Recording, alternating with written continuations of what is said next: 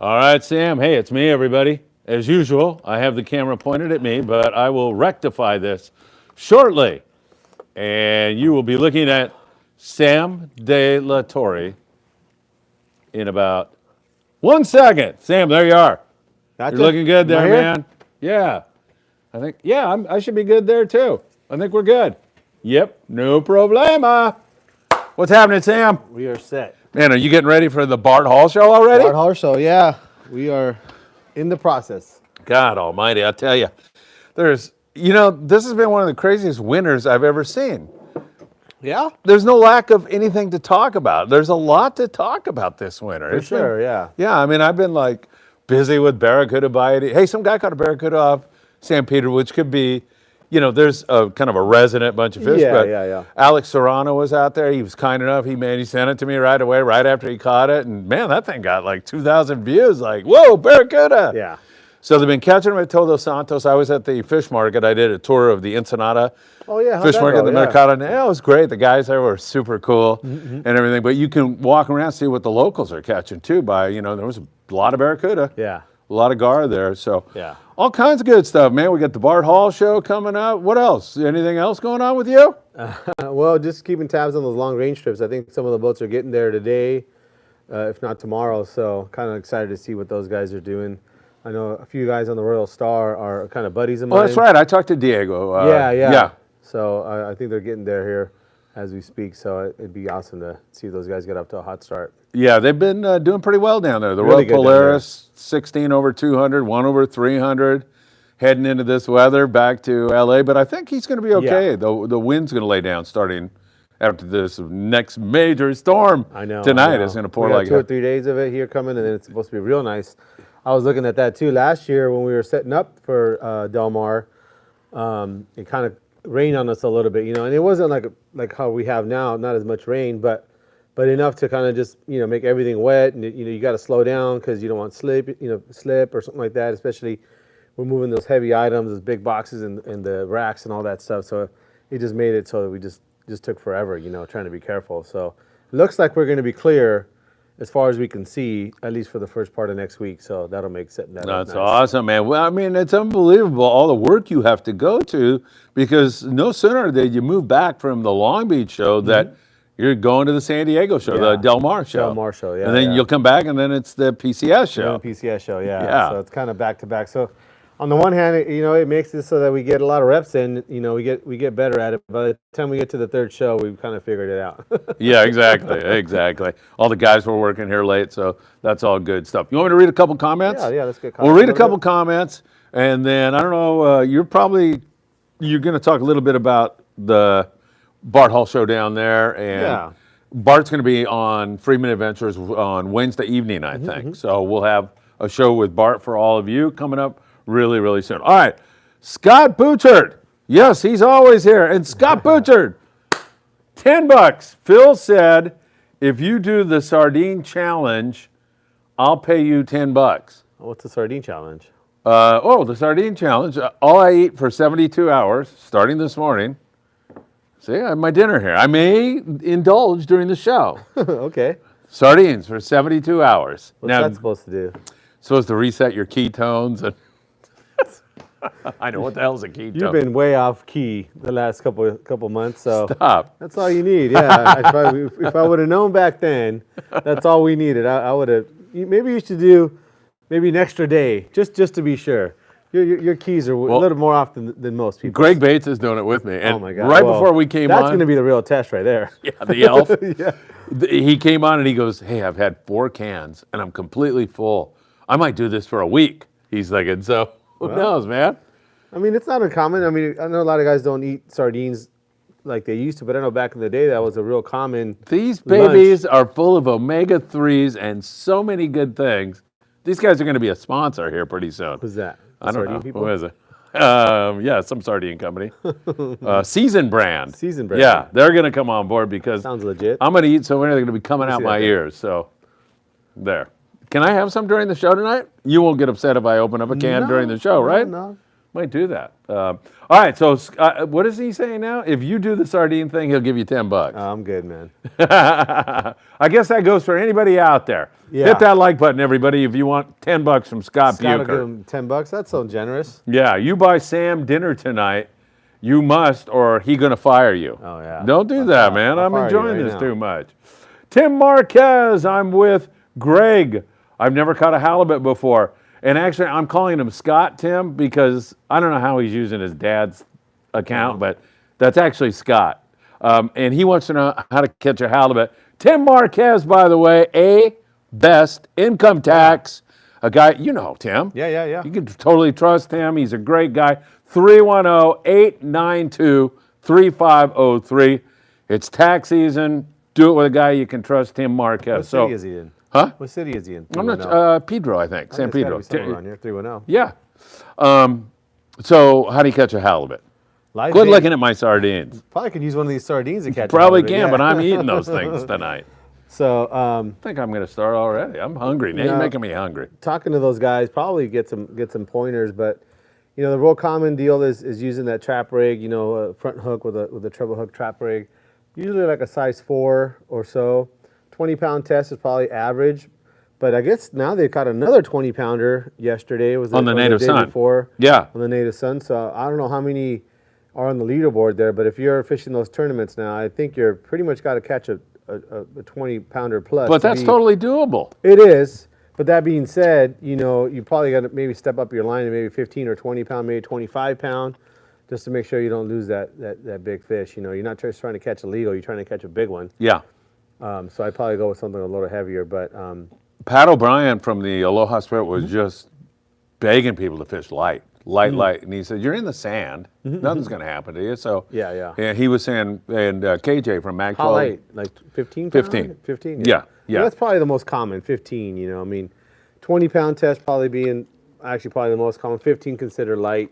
25 would be on the heavy side, but yeah, right in there. And then just you're fishing live bait. I mean, you're either fishing a reverse dropper loop or a dropper loop.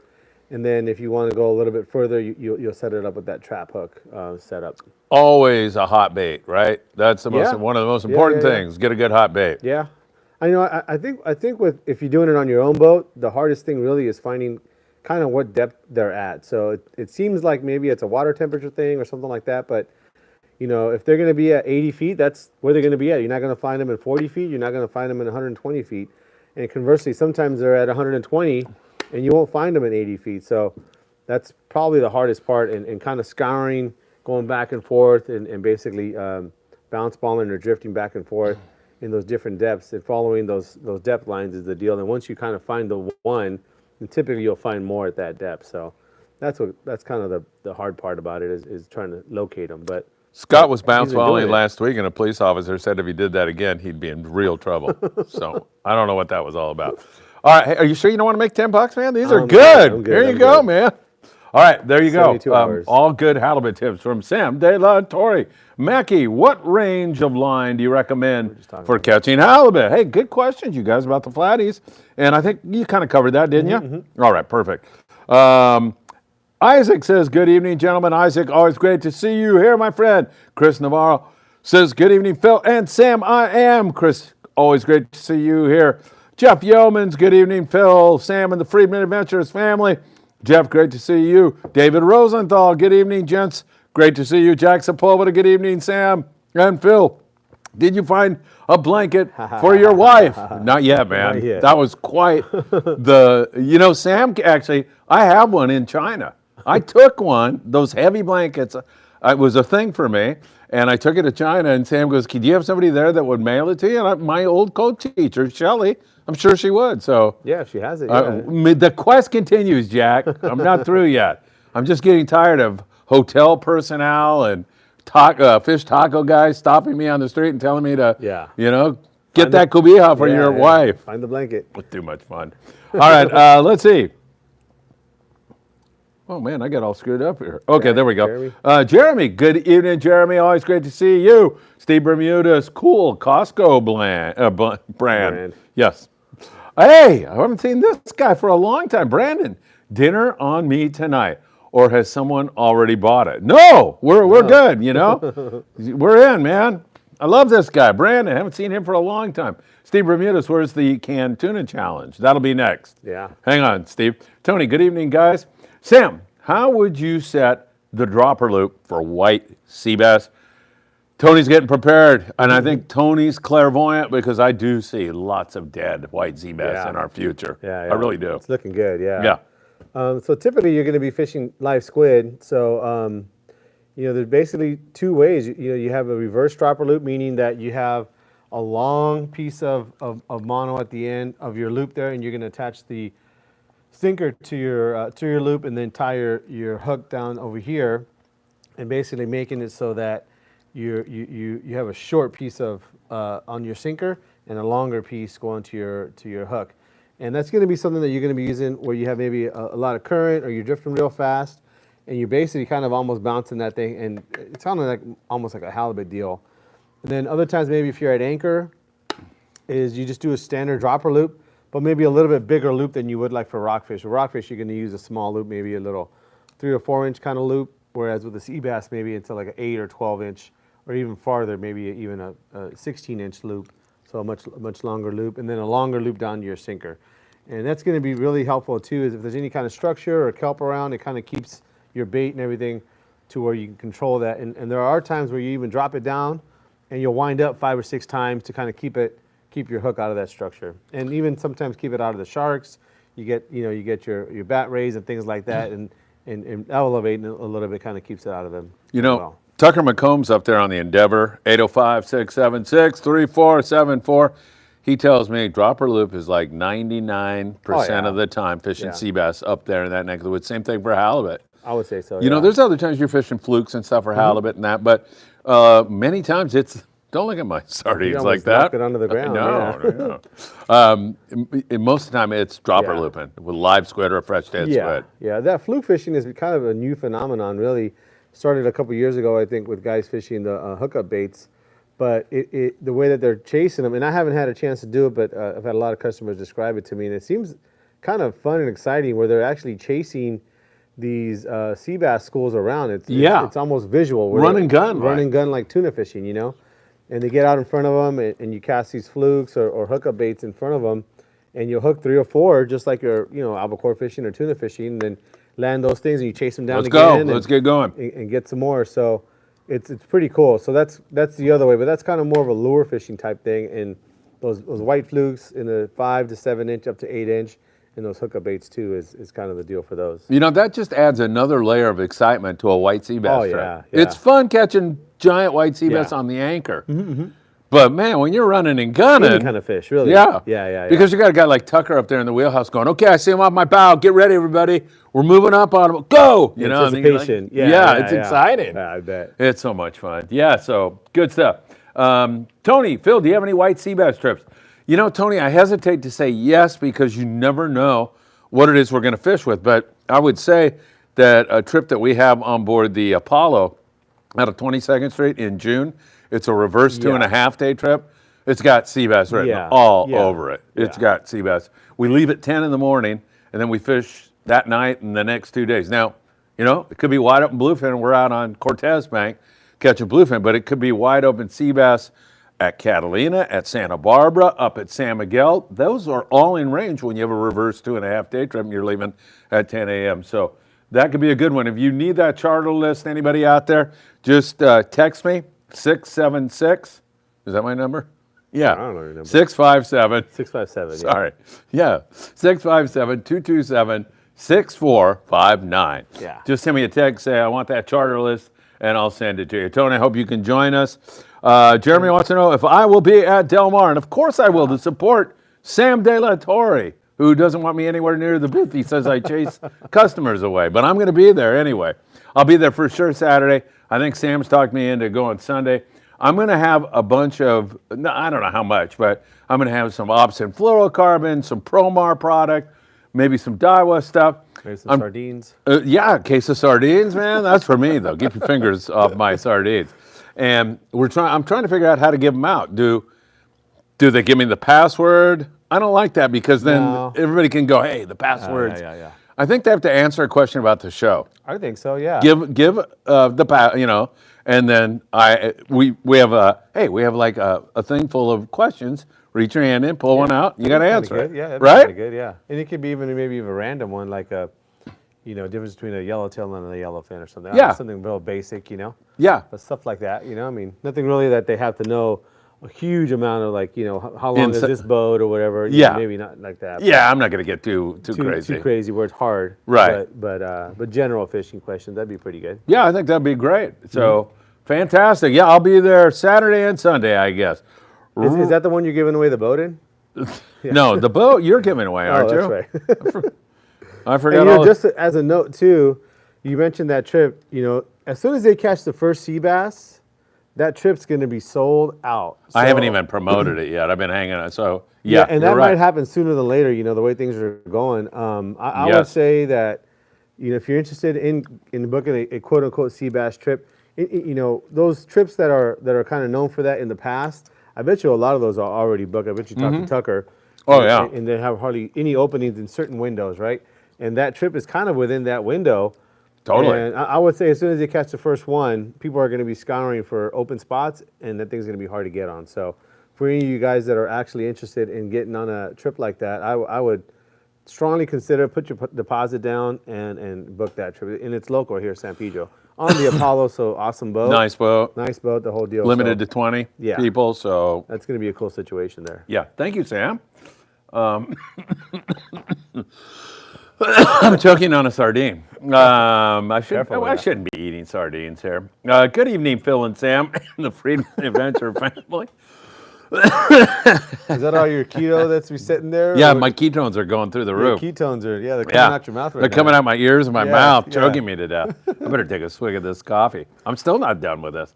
Sam, are the big 190 and 220 really the big fish, rockfish and lingcod killers they are hyped to be? Or am I reading this like an idiot? No. Or are they just catching fishermen? Thank you. I think he may be talking about the squid tricks. 190 and 120 and 220 gram. Yeah, the larger squid tricks. Yeah. I think they will. I think they will do pretty good on rockfish. I mean, the 150 size and even the smaller ones, they have an extra ring at the bottom. I think we were talking about that last show. Yeah. Oh, yeah, where you can put a weight on it. You can put a weight on there. So to me, I feel I feel like that's really going to be an easy way to go if you already have the smaller or the more normal size squid tricks. Whereas these larger ones, I think maybe shallow water rock coding up north where they get into that rock cod that's going to be 200 feet or so. Those 190s and 220s will probably be pretty good for those too. Maybe for some lingcod or something like that. I think they'll work really, really good. We'll have to kind of see. They just came out, and so there isn't a whole lot of time on them as far as the rock cod season because the rock cod's closed right now. But as soon as it opens up, and especially that first couple weeks up there when they really just do really, really good on the rock cod, I think guys are going to be using them and having good success with them for sure. So, but don't rule out those smaller ones. Like I said, you could just clip a weight right onto the bottom of that thing, and it'll work just fine. So I think they'll be fine. It totally looks like it's just going to get bit, man. Oh, yeah. I would love to fish that on the rockfish. That'd be bitching. Yeah. Hey, I was down in Mexico recently, goofing around for that blanket, and then I went to my favorite carne asada place in Tecate. But that tournament that's going on down there sounds really good. Yeah. BajaBluefin.com. BajaBluefin.com. I think it's like $900 to get in for 6 guys, or whatever your team is. Okay. Your whole team has to fish on the same boat. Okay.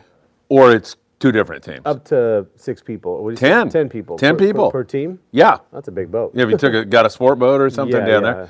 But the winning prize is like a $22,000 boat, or take the cash, then an $18,000, then a $5,000. And the guy that's running the tournament is a super nice guy, and the people over there at Juanitos are involved in it. It looks like a lot of fun. So if you're interested in that, I seriously want to go down and fish that, or at least cover it. Yeah, for sure, yeah. So that's BajaBluefin.com in case you're interested. When's the tournament?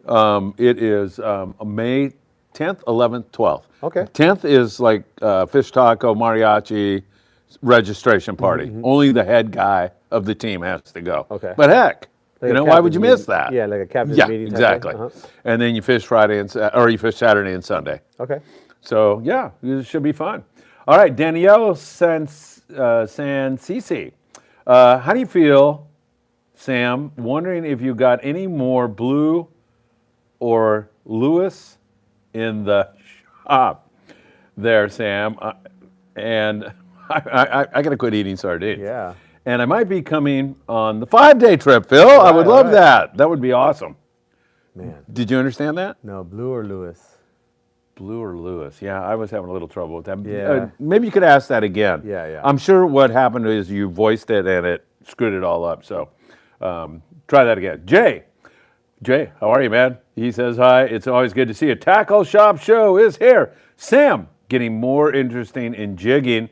Do you have a setup? If so, what is it?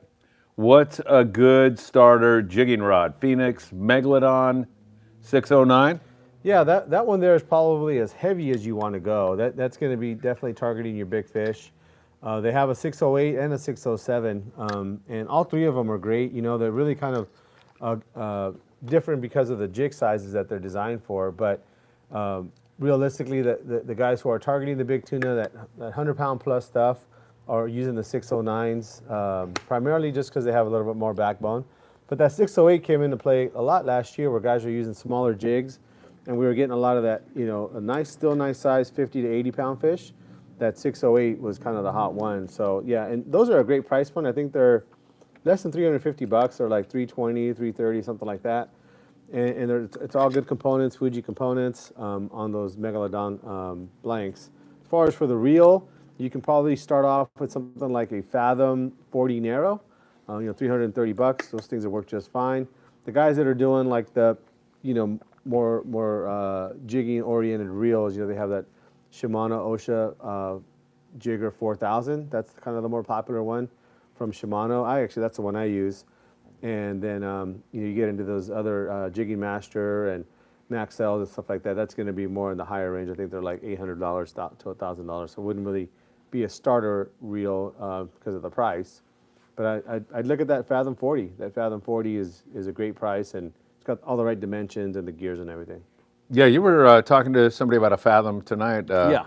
What's his name again? Nolan. Nolan, yeah. Yeah, Nolan, nice kid. And just a sponge. Just Yeah. soaks up the information. Because it was like, I hadn't seen him for months. And come in, same thing again. He's just asking questions and soaking it in, which is absolutely fantastic. Yeah, and Robert was talking about the squid trek, so you had it right. Kim from Missouri. Kim, it's good to see you. I know you're on that 5-day trip. Missouri checking in tonight. Will you have a recommended tackle list for the 5-day trip? The office has that list. So you want to contact the Independence office, Kim, because they're way more tuned into what's going on, and the captain wants you to have this and that. So I would call the office tomorrow and talk to Paulina. She is a super nice person. Say hi to her for me, and then ask about that. And I think on the website they also have a tackle list on there. Yeah, I mean, the trip's in May. Yeah, no, it's in April. Well, April. So, I mean, you know, it's this far out, there's a lot of different possibilities. Yes. Once the trip gets a little closer, you know, you can kind of like, you know, kind of focus it a little bit more. But on a trip like that, anything is possible from, you know, yellowtail to sea bass to 200-pound tuna. So it's almost everything in the kitchen sink. But I mean, I would say, you know, don't get too discouraged or you know, overwhelmed by the idea that you got to go out and buy a whole bunch of stuff. Phil's right. I mean, you know, they'll have a recommended tackle list. Maybe what we can do is put together a list as it gets closer. Oh, that'd be great. And just have a little checklist, things that you guys should have. I'm sure I would love to do that for Kim and everybody else. Yeah, there's a lot of things that are kind of you know, for sure we can say right now, you know, you can probably get together 3/4 of it, but there's going to be some things on the outside depending on what's going on that you might add. And it's really going to be something that this is the core of the trip, and then we might add you might add this as a possibility of something that's going on based on what guys are doing around that time. And Kim, I'll tell you this right now. You know, I think Sam's talking about a couple weeks before the trip making that recommendation. If you want me to get the stuff and bring it to you on the trip from Sam, from out of town. I'm happy to do that. I'll meet you on the boat. I'll give you your stuff, and you'll be good to go. So you don't have to even worry about that part of it. Or if you just want to put it in Sam's hands or tell him kind of what you need, we can do that, Yeah, right? we'll get it together. No problem. Yeah. All right, there you have it. Good question, Kim. Can't wait to see you and your daughter on that trip. That's going to be awesome. So we go from Missouri now to Montana, and Patrick Harnjack says, good evening, family. Christopher Bailey. Good evening, guys. Killed it last Saturday in Puerto Penasco. I want to hear more, man. I want to fish there with you, Christopher. That sounds like so much fun. Awesome show. Keep it up, guys, says the Tops. We appreciate it. 20 plus Forkies. Nice. Yellows were biting there at trip. Puerto Penasco. That's a great trip, man. That's awesome, Chris. Hey, man, if you ever have any video or anything, I would love you to send it my way. Steve Bermudez, when I fish the half-day boats, my wife makes me bring home anchovies, sardines, or squid. All right. That's a good wife. Yeah. Yes, I'll tell you right now. She got to keep you in line, Steve. If you have to bring that home, she knows that it has to be refrigerated, so you can't go off and goof around and say the boat got in late. That trick you use all the time. Dennis Marin, Marin, right? David Marine. David Marine, I'm sorry. Hello, gentlemen. Sorry, David. How do I get line twist out of my line? Will letting the line out the back of the boat rectify the problem? Sometimes, sometimes how bad it is, especially how bad it is, how long it's been on your reel, and whether you're talking about mono or spectra. On the mono, I'd probably say it's not going to come out.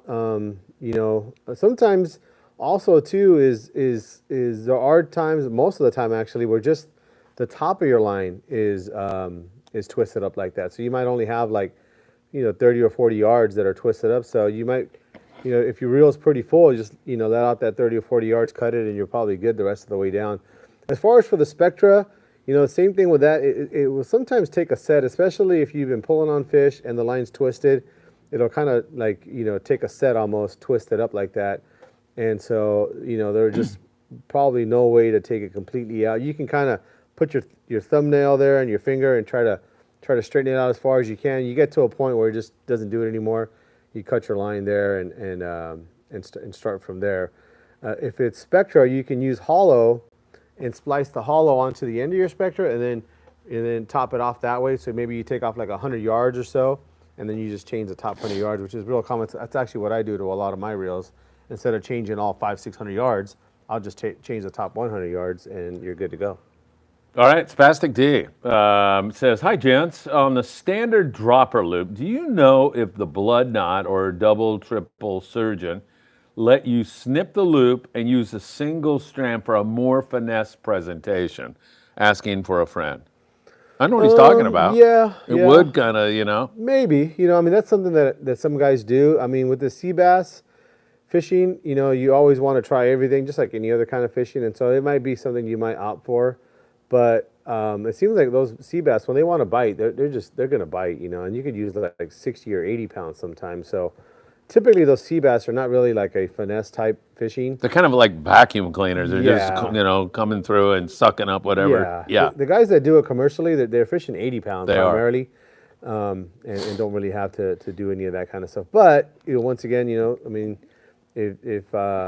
if no one's getting any bites and you just want to try something different, that wouldn't be a bad thing to try. Well, these are illegal, but those guys that used to use mouse traps, a buoy, they just drop a jig down on 100-pound, and it would go like this with the waves, and then they go back and pull it, and they've got a sea bass, But, maybe when they're finicky, that might be a good idea. Maybe. Yeah. Hit that like button, everybody. Surging up to almost 100 viewers, Sam. Already. Stay still, man. I'm telling you, this is the year when we will be honored at the Academy Awards. That's not funny. What are you laughing about?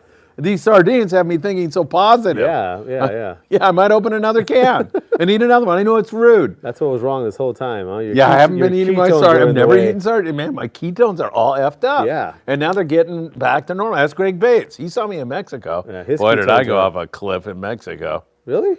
Kind of. Yeah, not kind of. I was like, oh, my God, burrito. Yeah, okay. I couldn't resist. That food is just... It's too good. Oh, it's... Yeah. Yeah, it's just crazy. So that's why I'm doing sardines right now.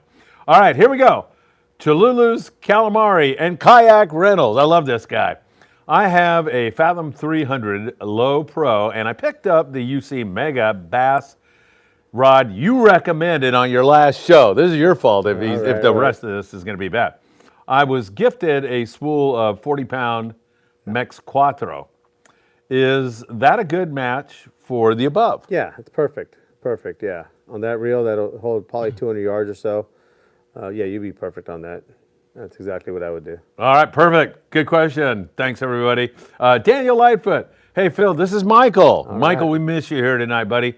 Those ribs yesterday were delicious, so tender and fatty. Thank you for inviting us. A good friend of mine, Raphael Yamas. Do you know Raphael? I got to bring him in here. You will not meet a nicer guy. And his freaking kids are so, like Dan Lightfoot sitting there and Michael, they walk up to everybody. Hi, thank you for coming. Nice to meet you. So polite, so nice.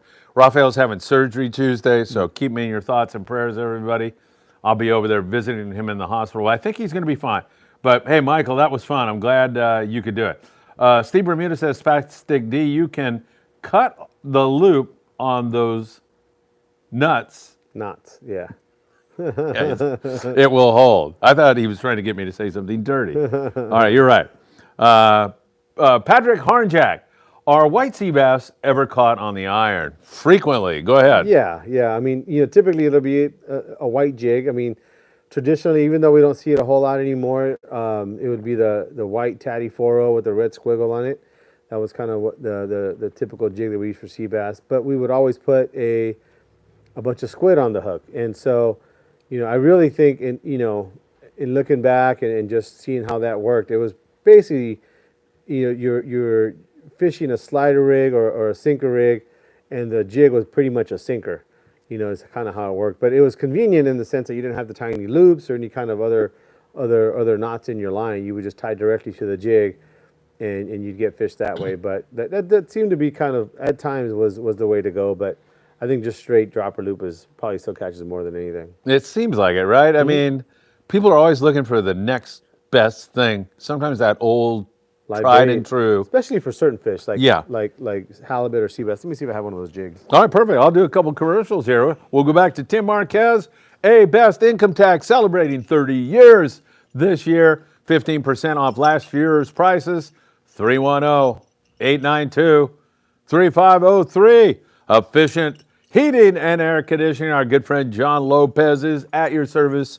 Great guy. Will do an honest, hard, great job for you. 626-901-4822. March the 17th, St. Patrick's Day, we'll be at 22nd Street Landing. Free boat rides for the kids. So bring all the family down on the El Patron. Take it away, Sam. Those look like good sea bass jigs. So this is the jig I was talking about there. This is a Tatty 4. This actually has the glow back on it and that red S. And you got a couple here. This is another 4.0 with a single hook on it. This is a Tatty 9 with a single hook on it, and the small guy here, the Tatty TLC with a single hook on it. Also, all of them have a glow back. But yeah, those were, for a lot of guys, I mean, that are serious sea bass guys, they're going to have one of those in their box for sure. But you're always, I don't know if I've ever heard too much of these catching a sea bass on their own. They typically have a squid or maybe even two. Yeah. You would just kind of bunch them up on the hook. And so maybe it was a combination of both that was getting them. Yeah, although you can catch them on the iron. Those mouse traps, that's how they bait them a lot of times. Yeah. But you're right. If I was fishing that, man, I'd put a squid or two on there. Yeah. Heck yeah. Why not, right? All right. See you Sunday at the Fred Hall Show for my sardines, says Steve. Oh, you see, now you got me giving out sardines. All right, Chris Navarro. Hey, Chris, good to see you, man. When does the Friedman Adventures swag come out? I want a XX t-shirt. March 17th. Sam and I have a bet. It will be at 22nd Street Landing. Chris, I will make sure you get one. You got one sold already. Huh? You got one sold already. Man, here we go. I'm loving it. Chris, thank you. Appreciate that very much. Casey, hey, Phil, I enjoyed your recent videos in Ensenada. Thank you so much, Casey. I enjoy being down there and doing those. We've been fishing out of Sergio's for years, but I wanted to ask you if you had any other recommendations for fishing charters down there. Yeah, for sure. And by the way, Sergio Susore is a very dear friend of mine. His dad, Alfonso, I tell you some really funny stories, but Sergio and I have been close for many, many years. In fact, when I walk into that office, I almost get a tear all the time because I gave him a mass card, which for you guys that are not Catholic, that's when someone passes away. they say masses in their honor. And so for his father, man, that is just up on the wall, like, I don't know how many years, 25 years later or something like Wow. that. So here I go. I'm getting teary-eyed here. But Sergio's a great guy. I'll give you a few, Casey, right now. I'll give you my phone number in a second. Text me, and then I can talk to you and go over more, maybe answer some of your questions. But I'm very impressed with Juanitos. There's a place, there's a boat down there called the Little Horse. Now, I haven't fished with the guy. All I know is I looked at his rig and I talked to the guy. And if he's not as fishy a guy as I think he is, I'd be just, he's good. I can tell you that. Now, like I said, I haven't fished with him, but that looks good. Now, you got Blackfin out there on Puta Banda, and Victor does a great job. That's Blackfin sport fishing. They do really good. Sammy Susare, he's got a boat down there. I think it's called the Sammy or something like that. And then there's guys that I haven't fished with, but they seem to be really good. Mara's, sport fishing, several other guys down there. But the guys that I know that do a good job, Blackfin does a fantastic job. I'm thinking that kid on the Little Horse is going to do a great job. So, and you know, Sergio's still there, so he's still doing that. You know, hopefully you get down there for that bluefin tournament that I was talking about a little bit. But Casey, it's 657-227-6459. Just send me a text, and maybe tomorrow we can get on a phone call and I can answer more questions for you. I'd be happy to do that. And I'm happy to see that you're enjoying the Mexico stuff. Man, I'm in heaven in Mexico. I walk into my taco place in Tecate, and did you see any of that video? No, I haven't God, seen those freaking carne asada there is so good. Really out of this world. You know, it's funny, Greg Bates, the elf, he had been to Mexico since '87. Okay. And I said, do you want to come down and maybe you could do the filming? And he's just getting better and better. But, you know, all his friends told him, you're going to get your head cut off and, you know, blah, blah. And so now at this point, after 2 trips, he's like, what are they talking about? Like, what Maybe what they meant is when you were shooting the video, that I was going to cut his head. Oh, that he was going to be low. And your head was he gonna did be out of that. frame. He actually did that's that. what they meant. That's Oh what they my meant. God, Greg, we figured it out. They were not talking about you getting your head cut off. In those first videos you shot, you cut my head off. Remember, I was really pissed at you. I was too. I was like, Greg, you cut my friggin' head off. Come on. And he immediately rectified. So good job. Eat another can of sardines on me, Greg. Go for it. All right. Let's see. Isaac wants to know thoughts on the full moon phase for white sea bass. I'll tell you what Tucker McComb says. I'll defer to Sam after that. He likes 3 days after the full. He just loves that time period. Yeah, I defer to him too, for sure. He's a sea bass master. I know. At the same time, I think you and I, if I would say like, God, I've seen them bite on the full straight up. I've seen them, you know. The tough thing about it is that, you know, they're just like any other fish. They're going to bite Tuesday and Wednesday, and your trip's on Thursday. And they don't bite Thursday. Then they'll bite Friday again, you know. So, you know, that period can happen, but it isn't like they're going to bite, you know, exactly at this time, at this hour, every single day. You can't predict it that far ahead. Sometimes those guys know, like if they bit 2 days in a row at 3 in the morning, they know that probably 3 in the morning is when they're going to bite the very next day. But that's with information that they had from the day prior. This far out, it's kind of tough. You know, usually around the full moon, we've always kind of known that that's the sea bass time. But nowadays, with how much information is online, you can look back at the reports and try to track it that way. That's see if very there's true. A pattern. But you're going to probably find that at times it was 3 days before the moon and 3 days after the moon the next time. So it is hard. The only thing I could tell you now is that try to book a couple of trips. There you go. You know, trying to make one trip the whole, you know, make it, you know, your sea bass for the year. It's kind of tough. It can happen. And Tucker, I mean, he's probably the best at it for sure. He's going to give you the best shot, but it's hard to really pin it down that tight. Yeah, for sure. All right, Raul Almaraz. What's up, guys? Sam went to BH, the Bart Hall show, hoping to find a GF 800. Yeah, 800M. 800M blank with no luck. I did find a GF 800MH blank. Want to know your opinion on that blank. 100 viewers. Oh, Sam. We're up. Oh, my God. Down to 99. So, yeah, that 800MH is a great blank. It's actually a blank that I would consider even more than the 800M. It's got the same tip as an 800M, but it's more of an H butt, meaning that it's going to have a little more backbone. And the reason I would choose one over the other would be really almost the reel that you're going to use.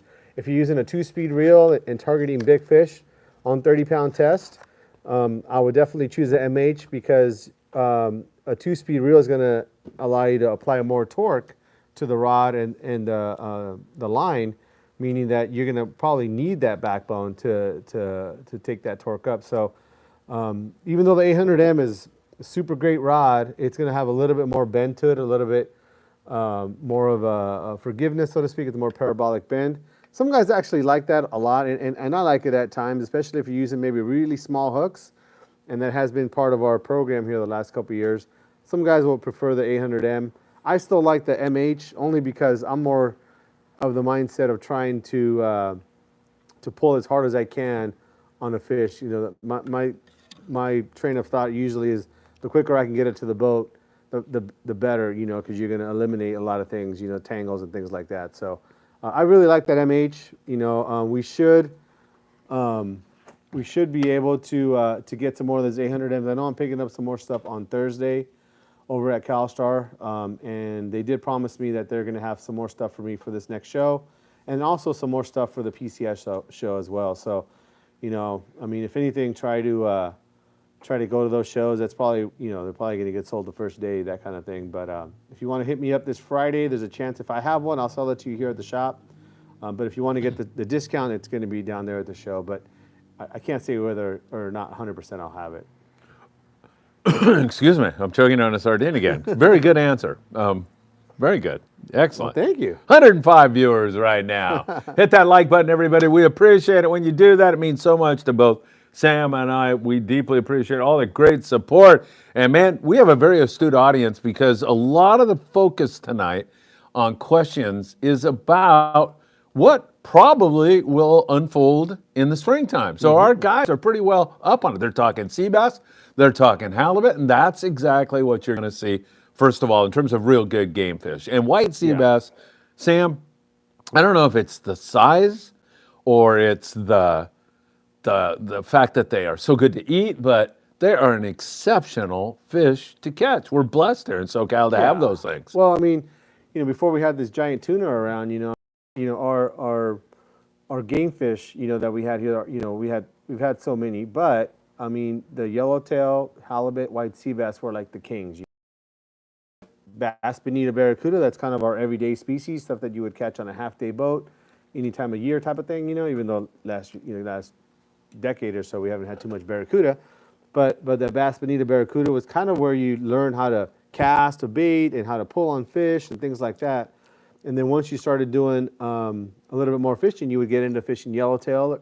And then after that, the sea bass. And the sea bass has also always had that mystique, you know, the gray ghost, you know, and being something that's hard to catch. Even though the last 10 years, it seems like we've caught more of the last 10 years, probably the last 100, it seems like. I bet. You know, so it's been a lot easier. But in years past, I mean, what these guys catch in a month is probably what we would catch all year. Oh yeah, you know, definitely. So it's gotten a lot better, but it still kind of still holds that mystique, you know, that white sea bass as something that is hard to catch.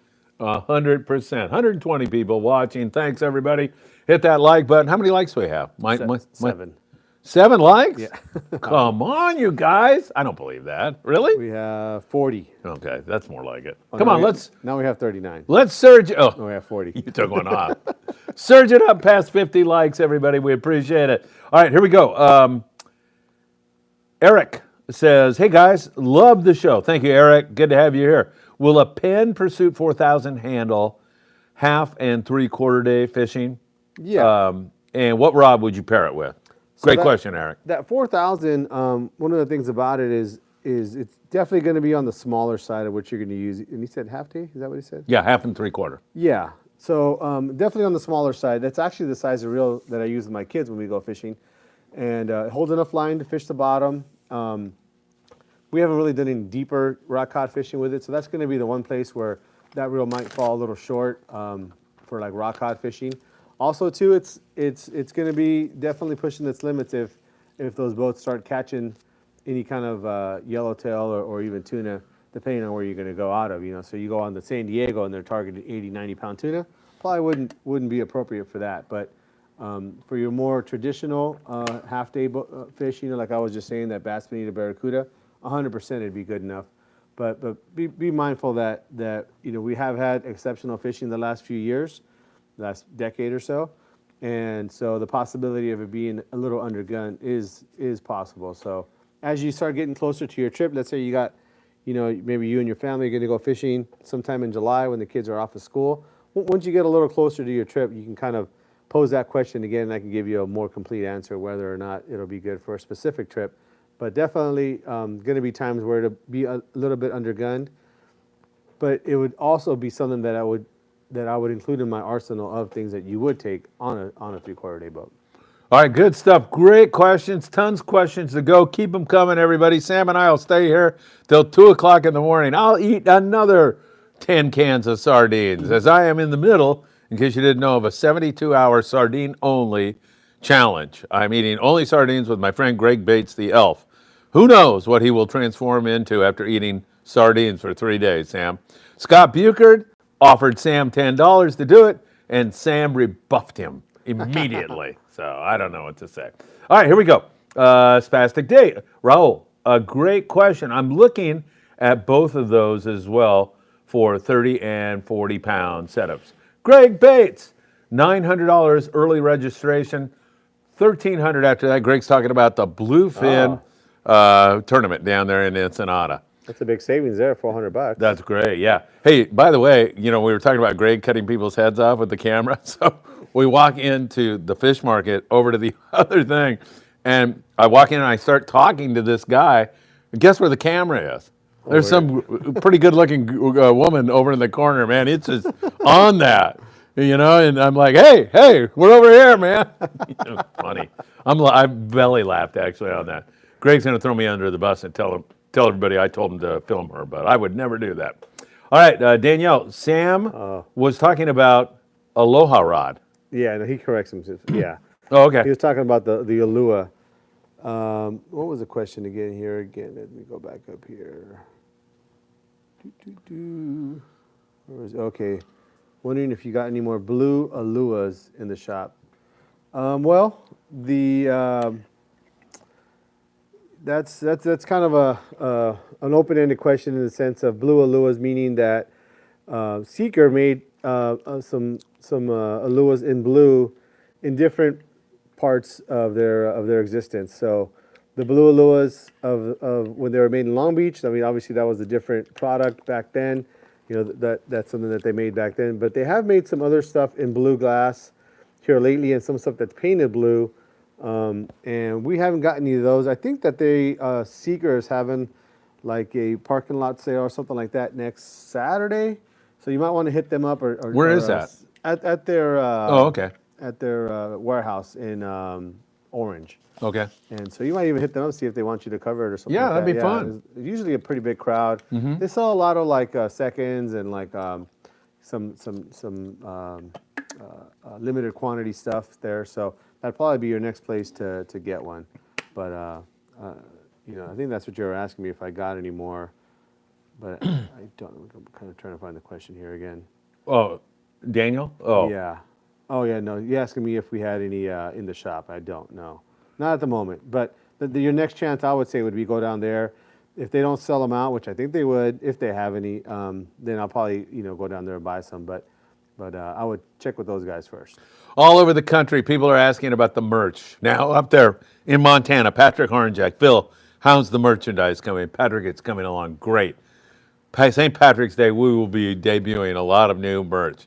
You're not believing us. No, you can do it for sure. I'm going to definitely do it. These sardines have got me fired up. Oh, my God. My ketones have never been at a level like this before. Man. I've never seen anybody with such ketones.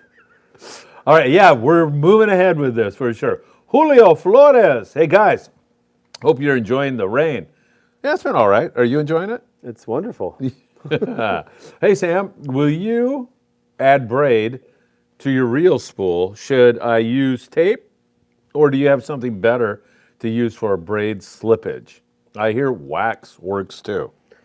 So the wax is something that people will put on the bottom of their spools, more to try to keep the moisture off of it, especially on larger reels. You start getting on reels that have 600-700 yards of like 130-pound braid. That's just a ton of line.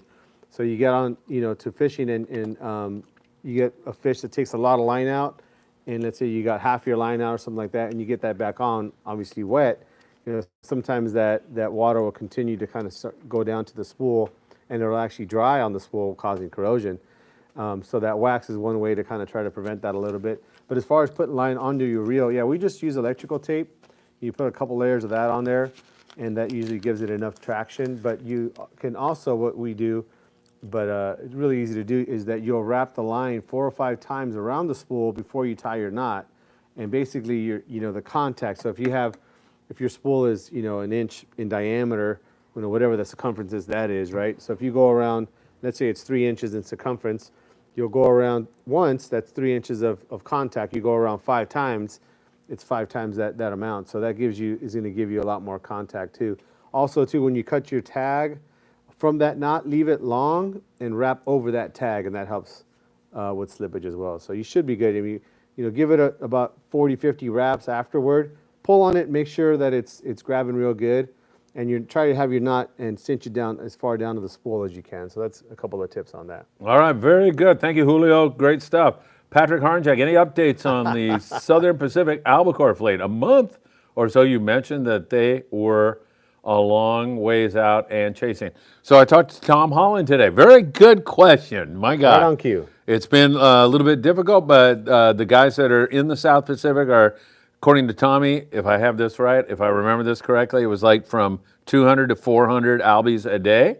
And he said nice fish. And by nice, he defined it 16 to 18, 19 pound albacore. So sometimes over there they catch a smaller grade of albacore. And of course, albies get bigger than that. But it sounds good. Now, what that means for our bite, I have no idea. No idea. Would you just a guess? I'm an albacore. No, I'm an expert. What do you mean a guess? But I'm sorry, as far as where these fish are, would you guess that they are closer to us or Hawaii at the moment? They're probably closer to like Australia or something. Or, the South China Sea. Yeah. Something like that. Yeah, they're a long ways away. But they swim what? They swim fast, 500 miles a day or something like that? Yeah, easy. So a couple weeks they'll be here. At least. I mean, that's long. I would say probably 4 or 5 days. Conservative. Yeah, it's conservative. Yes, that's what I was trying to say. Thank you. Those sardines are failing me now all of a sudden. Man, these things, Sam, I'm telling you, you got to do this. You feel it? You can feel it? Yeah, the ketones, man. Feel they're coming on. I feel them. Scott Buchert, have Mikey from Ass Fishing. He the best. He is the best. Yep, I agree, Scott. Yep. Excellent comment. Are you allergic to anything, Phil and Sam? Ordering some sandwiches. Not allergic to anything. Not really. God darn it, Brandon, you are nice. I'm a little bit allergic. I should let you know. Scott Buchert, I'm a little allergic to him. Yeah. Other than that, and San Marcos blankets, they're kind of driving me nuts right now. But other than that, I'm having nightmares about that. I don't know if you saw that. But Yeah.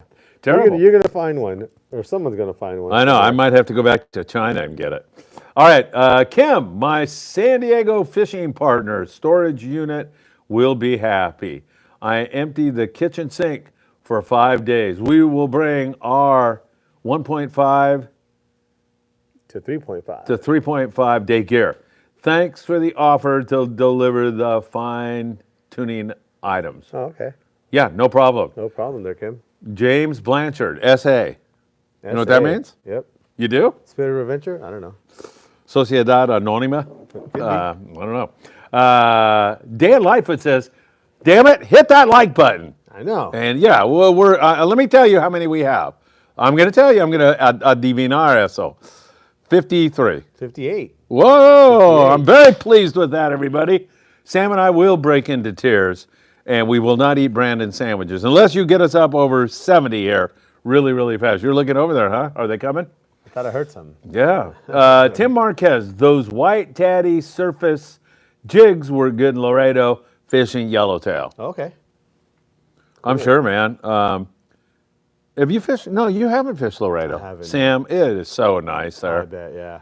I mean, I've had so many great trips down there. We took a bus down there with about 12 guys. Said, let's take a bus. So we jumped on a bus in TJ and ended up in Laredo. It was really fun, man. We had a really good To time. be young. I know, right? I would do that again. Yeah, to be old. Yeah, I would do that. I don't know if I'd do that Mexico City to TJ trip again. Probably would. That's a long ride. That's brutal. Yeah, it's a long ride. Yeah, I mean, that's I was a young guy, and like day 2, my brother and I looked at each other. And I go, "Yeah, I think we need to get some tequila to make it through the rest of this." So that was a long one. All right, Matthew is back with us. Matt, good to see you. Hi guys, great show. Thank you so much. Random boating question: why do kids have to wear life jackets on private boats, but not on charter boats from the landings? That is a really excellent question. I don't know what the answer is. No, I'm sure they've assessed the risk and maybe figure that it's not something that they require. You know, Matt, I've heard it said, like the sport boat guys will say, when you're wearing that, you're a little more clumsy. You could fall and hurt yourself and blah, blah, blah. So that's why they don't. But yeah, that's a good question. Yeah. I'm sure Coast Guard has made it so that that's a rule that they don't have to. I mean, because they would have to otherwise, Yeah, definitely. And there's some of that stuff starting to change right now. Yeah, so I can't see them doing that. It'd be so cumbersome trying to reel a fish. Yeah, I mean, they probably make smaller, kind of more like fishing style life vests, maybe. Yeah. That you can probably, if you wanted to have one, I'm sure that there's a product out there like that, I would imagine. Rocket Dog. Rocket Dog used to be here all the time. This is his second week in a row. Hi, Phil, Sam, and family. Rocket Dog, good to see you. Tuna Kid. That's a cool Remember name. I used to, That's a cool name. Yeah, it is. He's been here before. Okay. In fact, I was like going, Tuna. Oh, that's right. And then you go, hey, it's Tuna Kid. Yeah, You're always good about that. I'm kind of a moron on that. Love the footage of you in Ensenada. Thank you, Tuna Kid. Man, see? I'm telling you, Mexico, I love Mexico. So it's been a while since I've been to the black market. Glad to see it's looking the same. It sure does, man. It just like, when I was a kid and went there, it looks the same. How do I convince my wife that Mexico is safe enough to travel? Come down with us, maybe. Or, there's another guy.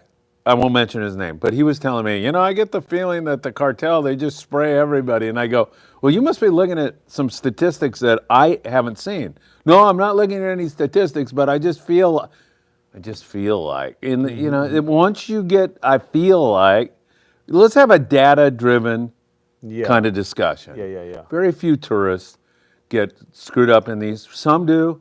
When you do risk assessment, the question is not, can a bad thing happen to me? Right. Of course it can. Yeah. What are the chances a bad thing is going to, and I've been traveling down there 50 years. You've been down there. Yeah. There's bad people everywhere. And Right. you'll find them if you go to the wrong part of town. So, I don't know, come with us. We'll caravan down there one of these times. I can't break it right now. I'm working on an Ensenada thing to caravan a bunch of people and do a whole different thing. I'll tell you after the show. And then if you make fun of me, I'd break into tears if you picked on me during the show. Yeah. So I'm not going to tell you now, but remind me to tell you. This is going to be good. Okay. I'm telling you. Alrighty. I've talked to Diego about it a I little don't bit. believe you, but okay. I swear to God, this is not BS. This is not the merchandise. Okay. I'm actually going to come through with this.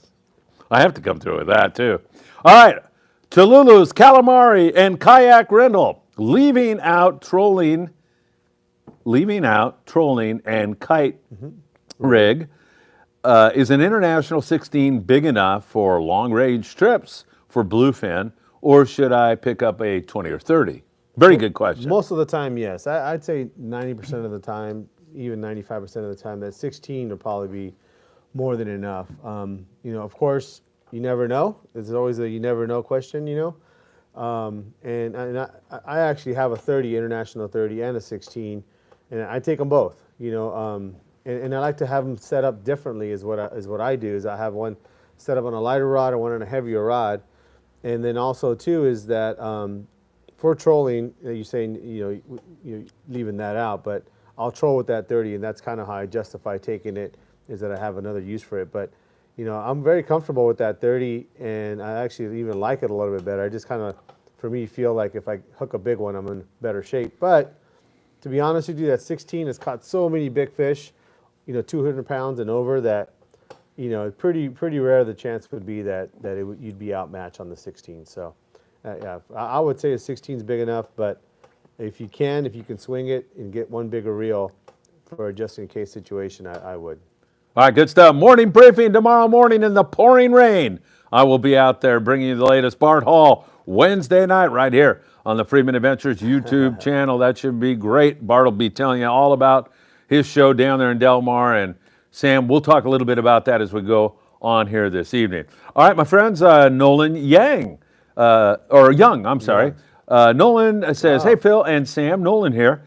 Good to see you guys tonight. What hook sizes and gauges do you recommend when going offshore? What J and circle hooks? Thanks, guys. Nolan, great to see you. He didn't comment what I asked him to comment. Oh. That would have been way better. Oh, is that Nolan? Yeah. Oh, okay. Hey, Nolan, what's up, man? Hey, can I do something for Nolan? Of course. Scott Bucher. Yeah. He loves Scott. He loves Scott. In fact, he's like, honestly, he was like, oh, I'd love to meet him. That would be like the a shirt. celebrity, right? You have Scott's picture on the shirt? Why not? Scott's more. When I walk around with Scott down at the landing, nobody says, "Hey, hi, Phil." Hey, Scott, how are you? What's up? Scott's a great guy.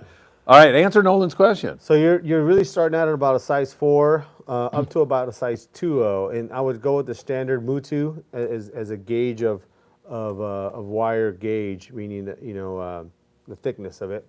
That would be kind of what I would use as a gauge. I would still also go and get maybe some other hooks that are maybe a little bit thinner. There are times that we've had through the years where just going a little lighter, using 15 or 20 pound test, and a smaller hook is going to get you a bite. And the next size down, what I would go with would be either the Gamakatsu size 4 or the Mustad Demon size 1.0. And you're going to find that if you look at them, even though that 1.0 sounds like a much bigger size, if you look at them side to side, you'll see that they're the same size physically, and they're the next size down in diameter or wire gauge. As far as the J hook, I do like the Mustad 94140, super strong small hook, and Gamakatsu has their live bait hooks, also a good one. In the owner, you get those Gorilla hooks. Those are going to be on the thicker side, up to like maybe a 2.0 or something like that would be on the large side. And then don't forget about those blacktail hooks too. Those come in at maybe in between your Mustad and Gamakatsu and then the owner. So they're really nice kind of catch size where you're in between all those. And the sizing is about the same as the owner. So you'd be down to the same thing, size 4 to like a 1.0. And I think I was talking to the guys over at Blacktail, and for this Sky next show, and Izzy. And for the next show here in Del Mar and at the PCS show, we're going to have basically those two hooks in the ringed also, which the other companies don't really offer. I think Gamakatsu just started doing it, but the smaller hooks with the ring. So we're going to be bringing those to the show in their circle hooks and maybe even also their J hooks. And so look out for those. They're a great price, and we're going to be doing a discount on them as well. All right. That just reminded me, I'm going to hit Sky up for some of the goodies. Oh, yeah, there you go. Yeah, Sky and Izzy. Sky, are you watching? I'm going to come and bug you. Maybe tomorrow. Who knows? All right. Moving right along, and Isaac sends us 20 bucks. Man, I love you, Isaac. He's the best. Him and his wife and 2 boys were at the Bart Hall show, hitting that trout pond. Yep. Yeah, you know those guys, right? Yeah. In fact, we had a big thing going on at your booth, like right off to the side of it. Everybody was talking and having a really good time. It was really fun. Chris Inslee, hi, Sam and Phil. Hey, Chris, it's good to see you here. Kim Herbert, what blend of coffee do you drink? Strong, medium, extra shots? We have a friend who roasts his own beans. You do that, don't you? No. I've roasted Scott's beans before. No. I'd like to, actually. As a present. I'd like to do that. You know what? I'm not a big, I just want a cup of coffee. I'm good with. But so if I go to Starbucks, I get the Americano. When I was in China, I drank the Americano at Starbucks all the time. I just bought some of those pods at Costco, and it's San Francisco brand. You're doing a pretty good job acting like you're really interested in what I'm saying. I'm trying to listen pretty good for the sandwiches. Oh, the sandwiches. Yeah. Yeah, I mean, I've been eating during the whole show. Yeah. It's your turn, right? I'm just looking, anyway, let me get back to the coffee. Yeah, San Francisco, and then I bought Tully's or something today. All right, Tully's. Is that what? Yeah, you don't know. Anyway, I'm not, I'll drink just any old cup of coffee pretty much, unless it's absolutely horrible, Kim. All right, thank you. Jose says, hey, Sam, Do you have any suggestions for a budget-friendly home-type line winder? I've been looking at the Sato line winder, but it seems to be not available at all, I guess. The Sato. You know that brand? Yeah. Darren Dohey owns that. Oh, actually. okay. Yeah. Darren Dohey. I haven't seen Darren for a long time. He might be bringing some of those to the PCS show. I know he's having a booth down there under the 310 branding for his rods, but that'd be the place I would ask him. Other than that, and to get into something that's a heavy-duty line winder that does our big reels, with the Spectra, 100-pound Spectra and all that kind of stuff, there isn't really a budget one, depending on obviously what your budget is, but I know they're pretty pricey. So yeah, I don't know of anything that's going to be in that kind of price range like the Sato line winder is. So hit him up at the PCS show. I think that's going to be the next place to talk to him. Other than that, if you want to have a home line winder, I mean, it's costly. Or find a used one maybe somewhere, but yeah, they are costly. So if you do it often enough, it's well worth it. It's well worth it. Yeah. So yeah.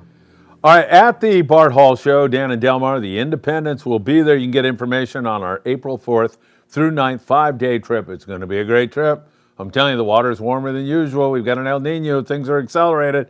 We're going to be catching bluefin tuna and yellowtail. They'll be coming out your ears. So drop by and say hi to Paulina for me. She's a lovely person. And Independent Sport Fishing will be at the Bart Hall Show, Del Mar. All right, Daniel Rosales. Hey, Phil and Sam. Hey, Daniel. Thanks for being here. Looking to pair up my 400 Fury with a Seeker BSC 870 as a 25 to 30 pound rig for fly lining. Yeah, that'll work just fine. That's a 7-foot rod, I believe, rated 15 to 40. So yeah, you're right in there, no problem. That's a nice rod. It's the 870 and the 970 always been considered like your local rods for pretty much everything. Where the 870, like you said, is going to be your 20 to 30 pound rig, and then that 970 be like a 30 to 40 pound rig. So yeah, you're in the right ballpark for sure. All right, great question. Dezung Duong. Before I read his question, this gentleman donated to our Mexico efforts. He's one of the people that make that all go. I want to thank you so very, very much.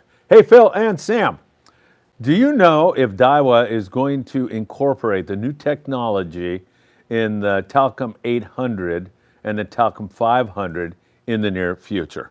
I don't know. As far as I know right now, Tanacom. Yeah. Yeah, Talcum. sorry about that. Yeah. Talcum powder. Yes. Yeah, as far as I know right now, no. They probably have something in the works. I would imagine. I think that this electric reel thing all over the country is kind of becoming a standard thing now, especially those smaller reels. But as far as I know, nothing that's coming out this year, nothing like that. So if we find something out, we'll let you know. I know we have that other new reel coming out, the 500 Lexa, so we'll be debuting that. When are we doing that? The 26th, I think we said. Right? Yeah. Are we doing a show next Monday? No, maybe. Yeah, we did it last time before the show. Yeah? Yeah. Are you going to be able to pull that off? 100%, I don't know. That means yes. Most likely yes. Yeah, that was a decision you made in the very last minute. Yeah. And I raced home, and I got the microphones, and I was here, and we put on a great show. Well, with the weather shaping up too, I was kind of afraid of that. If the weather was going to continue like this, I'd probably say for sure no. But it looks like we're going to be okay for loading that day, so I think we'll be all right. Do you hear the siren? Flooding, I think. Could be a chance, or somebody getting hurt, man. It's not a joke. Okay, What's wrong with you, man? I'm joking. You're right. I'm sorry. My mother used to make the sign of the cross every time she heard that. She should. I'm sorry. I apologize. Jesus. Wow, what a jerk. Hey, you're going to go to Ash Wednesday Mass on Wednesday in San Diego? You going to find a church? I Or? don't know if that's going to happen. Man, you're going straight. Yeah. Boom. Hey, Steve, who works here, great guy. I love Steve. I walk up to the booth, and he throws his arms around me and says, thanks for knocking the internet out. That's the kind of greeting I get from him. He says, I believe Sam would rather have SoCal wings for that $10. Is that true? Wings, yeah. You'd rather have that than the sardines? Almost any time for anything. Tell me what those wings do for your ketones. Do you know what they do? I don't know if I have any ketones. You got them. You sure? You need to elevate them. I think you get ketones after a certain age, don't you? No, Where do you have your ketones? That's personal, okay? But they're elevated right now. Uh-oh. Uh-oh. Yeah, really. you Steve talking wants about to know, do sardines have wings? Kind of. Kind of. Yeah, I think we call them fins, but Fins, yeah, they yeah. have Pectoral wings. fins. Carlos Mosquera, another great guy. Yeah. Carlos, where did I see you recently, Carlos? The Bart Hall show, I think. Yeah, it was at the Bart Hall show. Carlos, how you doing? Good evening, gents. Sam, will a Tony Pena not work for 100-pound mono to braid connection for speed jigging setup, or is the PR out FG necessary? Yeah. What is that? So the he meant to say or PR not or FG not. Okay. So yeah, that Tony Pena knot will work. You just got to be real careful with that thing there. Sometimes when you cut the tag of the mono, when you do the overhand knot, it can be sharp. And so if you have a long top shot leader, and you're going to cast your jig, if it's sharp, it can really even cut your finger, as you're casting. So you can tie that knot, but you got to be careful when you do that overhand knot. But if you can learn how to tie that FG knot or the PR knot, more the FG, the PR requires even an extra tool, that PR bobbin, but that FG knot is not that hard to tie after you do it a few times. I try to learn that. It's really more has to do, not necessarily with the strength or the holding power, but because it's going to go through your hands so much. And it's such a big leader that if you don't trim it just right, sometimes it does leave a little sharp edge. So, practice a few times. Maybe if you want to even practice that Tony Pena, see what it's like, cutting that tag super short. All right, very good. Morning briefing tomorrow morning in the pouring rain, Bart Hall. Wednesday night, don't miss either one of those. And we now have, let me tell you how many likes we have. We need you to hit that like button. Right now, we currently have 71 likes. 70. Oh, see how close I was? 69. Oh, man. Wait, 70. That's still pretty good. Yeah. That's a good guess on my part. I'm good at this, huh? You're the best. All right, let's see. Balboa Fish Group. Love the show, and thank you for the true knowledge question. On March the 1st, will mostly all the charter boats be going for rockfish due to the closure? I think that's April 1st. It is April 1st. Yeah, so- that's what I was going to say. Yeah. Unfortunately. Yeah, it used to be March 1st. Yeah. So yeah, you won't see those guys doing that till April 1st. No, they're going to focus on maybe sea bass and halibut and, Yeah. they can still catch whitefish, right? Whitefish, yep. Sculpin and stuff. Sculpin, So. yeah. And who knows? I mean, the way this is going, offshore, catching a bluefin or Yeah. something. Yeah, Barracuda might show up. Yeah, no, definitely going to show up. Yeah. We've already caught one out of Already San got one, Pedro. yeah. I They're broke here. that news. Did I tell you about that? You're just so Damn, good. I'm on Oh it. my gosh. Let me tell you. I can't hardly sit next Oh, to you my anymore. ketones. Damn, these sardines are good. Now I know why the fish like them so much. I really do. Yeah. I'm going to soak mine in olive Imagine oil. a fish, their ketones, they must be through the Oh, roof. my God. Can you think about it? Oh my, that's all they eat. Yeah, a bonita? Oh, my the gosh. ketones on a bonita? I've ever noticed that, yeah. What about anchovies? Oh, man, same thing. Yeah, same thing, huh? Yeah. Steve Bermudez, what are those books above? They look like Dr. Seuss books for fishing. There is one, yeah, actually. Where? Right there. Is it a Dr. Seuss? No, Yeah. it isn't. Yeah. It's actually probably our best-selling I book. don't even see it. You gotta Oh. get in front of them to see him. Oh, it is. Yeah. Hark a Shark. Hark for a shark. Yeah, So- Steve, there you are. Good eye. Good Didn't eye, Dr. Steve. Seuss get in trouble or something? He's dead, isn't he? Something like that, yeah. Yeah, something happened there. You want me to read a page? Sure. You sure? No. Okay. I'm the cat in the hat, and for more than a lark, would you care to go to a brand new kind of park? There you go. Should I keep going? No. In a super shark tank that is like a small sea, we will visit with sharks. Do you dare come with me? Oh, wait, this is too much fun. Sharks seem very scary to us. It is true. But most sharks are really no danger to you. We're down to 70 views. Oh, man. Oh, yeah, you're right. We're just falling off. People were going to get their kids out here and Yeah. a little bit more time. It's actually our best-selling book. Is it? Yeah. The kids love it, and the parents love buying Well, it for them. Steve, too, because there's lots of pictures and not much you have to read. So, Right, yeah, right. it's perfect for Steve. You get done with it quick. Yeah. Christopher Navarro.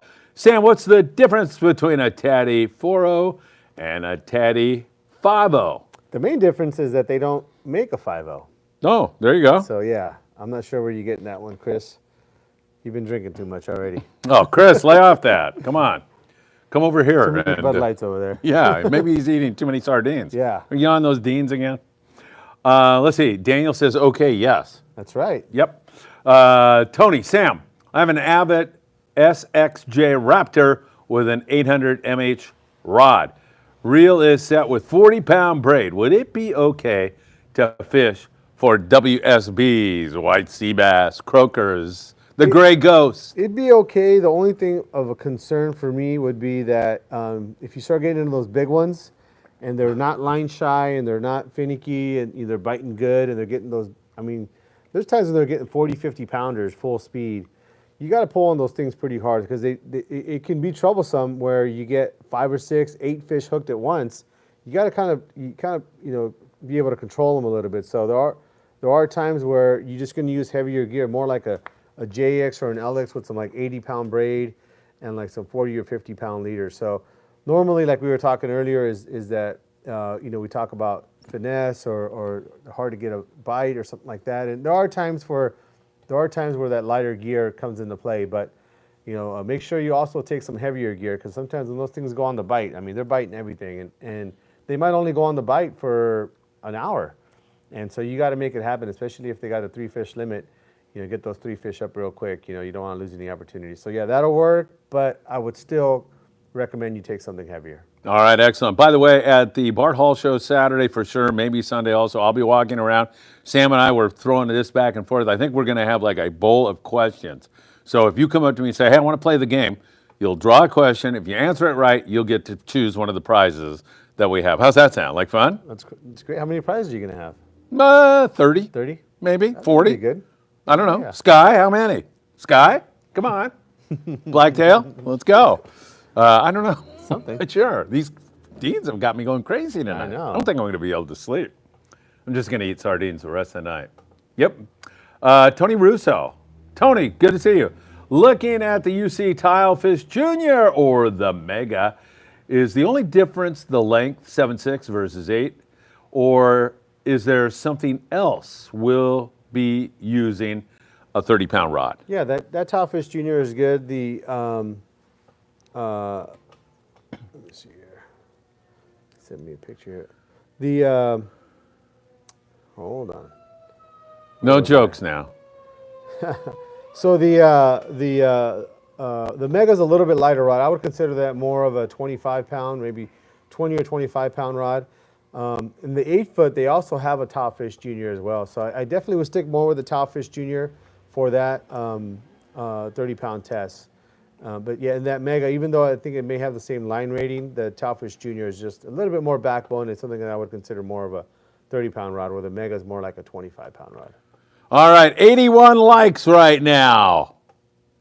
You're right. Really? No, I don't think so. 81, exactly. No way. Yeah. Woo! I'm the so jackpot. good at this, man. I'm so good at this. But we need a few more. Let's push up over 100 likes, and Sam and I will stay here till 3 o'clock in the morning. So let's keep this party going the whole rest of the night. I'm all right. for it. All right, Rocket Dog. Yes, he's watching. Phil wolfing down those sardines. Yeah, that's 5 for me today. 5 cans I've had. 5 cans? Wait a minute. I had 1, 3, and 2. What's that? 6. I've had 6. Yeah. May eat one more. All right. There's like 200 calories in each can, but that's not important, they say. That doesn't matter. Cholesterol. No, it's all good. It's good for you, man. Oh, it's good, no matter what. No matter what. You All just right. keep eating Who's sardines. they? Greg? I don't know. They. You know, they. right. They're going to get mad if we do that. Yeah, you they know, are. who the hell are they? Better not. It's a doctor on the on YouTube?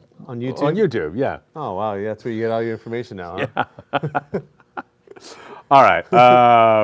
Rocket Dog, thank you for noticing. Scott Buchert says, and it appears as Greg Buchert, 60 likes as of 6:55.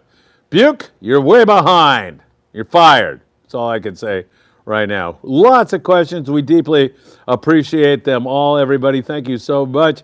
As I frantically look to see where we are, and here, here it is. Blanchard. What's that? James Blanchard. James Blanchard. I see it. Finally. Sam, looking for a Williamson Gomame 100 gram, 50 gram. Gomami. Gomami. Thank you. Yeah. Damn ketos, they screw me up. Go, mommy. Yeah. 100 Go, grams. mommy. Go, mommy. Come on, mommy. I love you. Go. I remember those days when I would cheer for my mommy. Really? Yeah. Go, mommy. Yeah. So Go ahead. those are basically like a small Colt sniper jig. We used to carry those before. I mean, they're good jigs, but they're no different really than the other small metal jigs that are out there. I might be able to get you some there if you can't find any. I'm not sure. There's a possibility even that they might have discontinued them. I don't know, but to be honest with you, they're pretty much identical to the other small metal jigs that are out there. Mostly the Colt sniper. Man, it's been a long time since we've had food show up here. Or ETA is 7:30 for your sandwich. For your food? You get to eat during the show. Wow. Yeah, it's not me just Thank you. making a pig out of myself with these sardines. You get to have something because of Brandon's generosity. Brandon, thank you. Brandon, thank you so very much. We used to have food rolling in here all the time. I know. Yeah, it's time to get back to that again. Yeah, that'd be It's cool. a celebration of life that way. It is. Yeah. All right. Let's see. We're back to Patrick Harnjack up there in Montana. Sam, did you ever get a chance to see that Tatty Museum set up? You mentioned they were going to have like a Tatty history setup. By the way, he'll be on Danny Cadota's show, Scott, Thursday night. Okay. Yeah. Cool. Action-packed week on the Friedman I Adventures. did get a chance to see that. I mean, he had some of the stuff out. There wasn't. I mean, we called it the Tatty Museum because there was a lot of cool stuff there. There's way more that he couldn't bring, everything down. It'd just be too much space. But yeah, that thing was super cool. The booth itself, they dressed it up super nice too. That was kind of nice. And I think they're going to be going to the Del Mar show as well. Yeah. Under Tatty, and then for sure they'll be going to the PCS show when they release the book. So I'm not sure if he's going to do any online sales. I mean, me and Scott were talking about the different ways that I think guys want to get that book. But yeah, that's going to be a cool book. I already put myself down for 2. I want to get 2 copies, one to read and one to kind of just put away. Yeah. It's pretty awesome. That is great. All right, delivery on the way, 7:30 ETA. Enjoy the hot sandwiches. Thanks for the stream tonight. Sam and Phil, thank you, Brandon, so much. Really appreciate it. Rocket Dog says, hey, Brandon, is Phil's sandwich a hot sardine melt? Really? That'd be cool. Might have to share my sandwich with a family member, but that gets me off the hook. Thank you, Brandon. Let me tell you. You've saved me once again. Patrick Harnjack, next year, I'm in on the Caravan to Mexico trip with Phil Friedman. Why cool. not? Yeah, it'd be so much fun. I take it as a personal thing to take people to Mexico and let the scales fall off their eyes. I really do. We used to do it with the boys' kids. Like, that was a huge thing. Like, when they were in high school, we're going to Mexico, and Patrick would say, hey, and he'd just come back and go, same crap, Dad, Yeah. It's just, and I remember one of the kids, Herrera was the last name, Danny.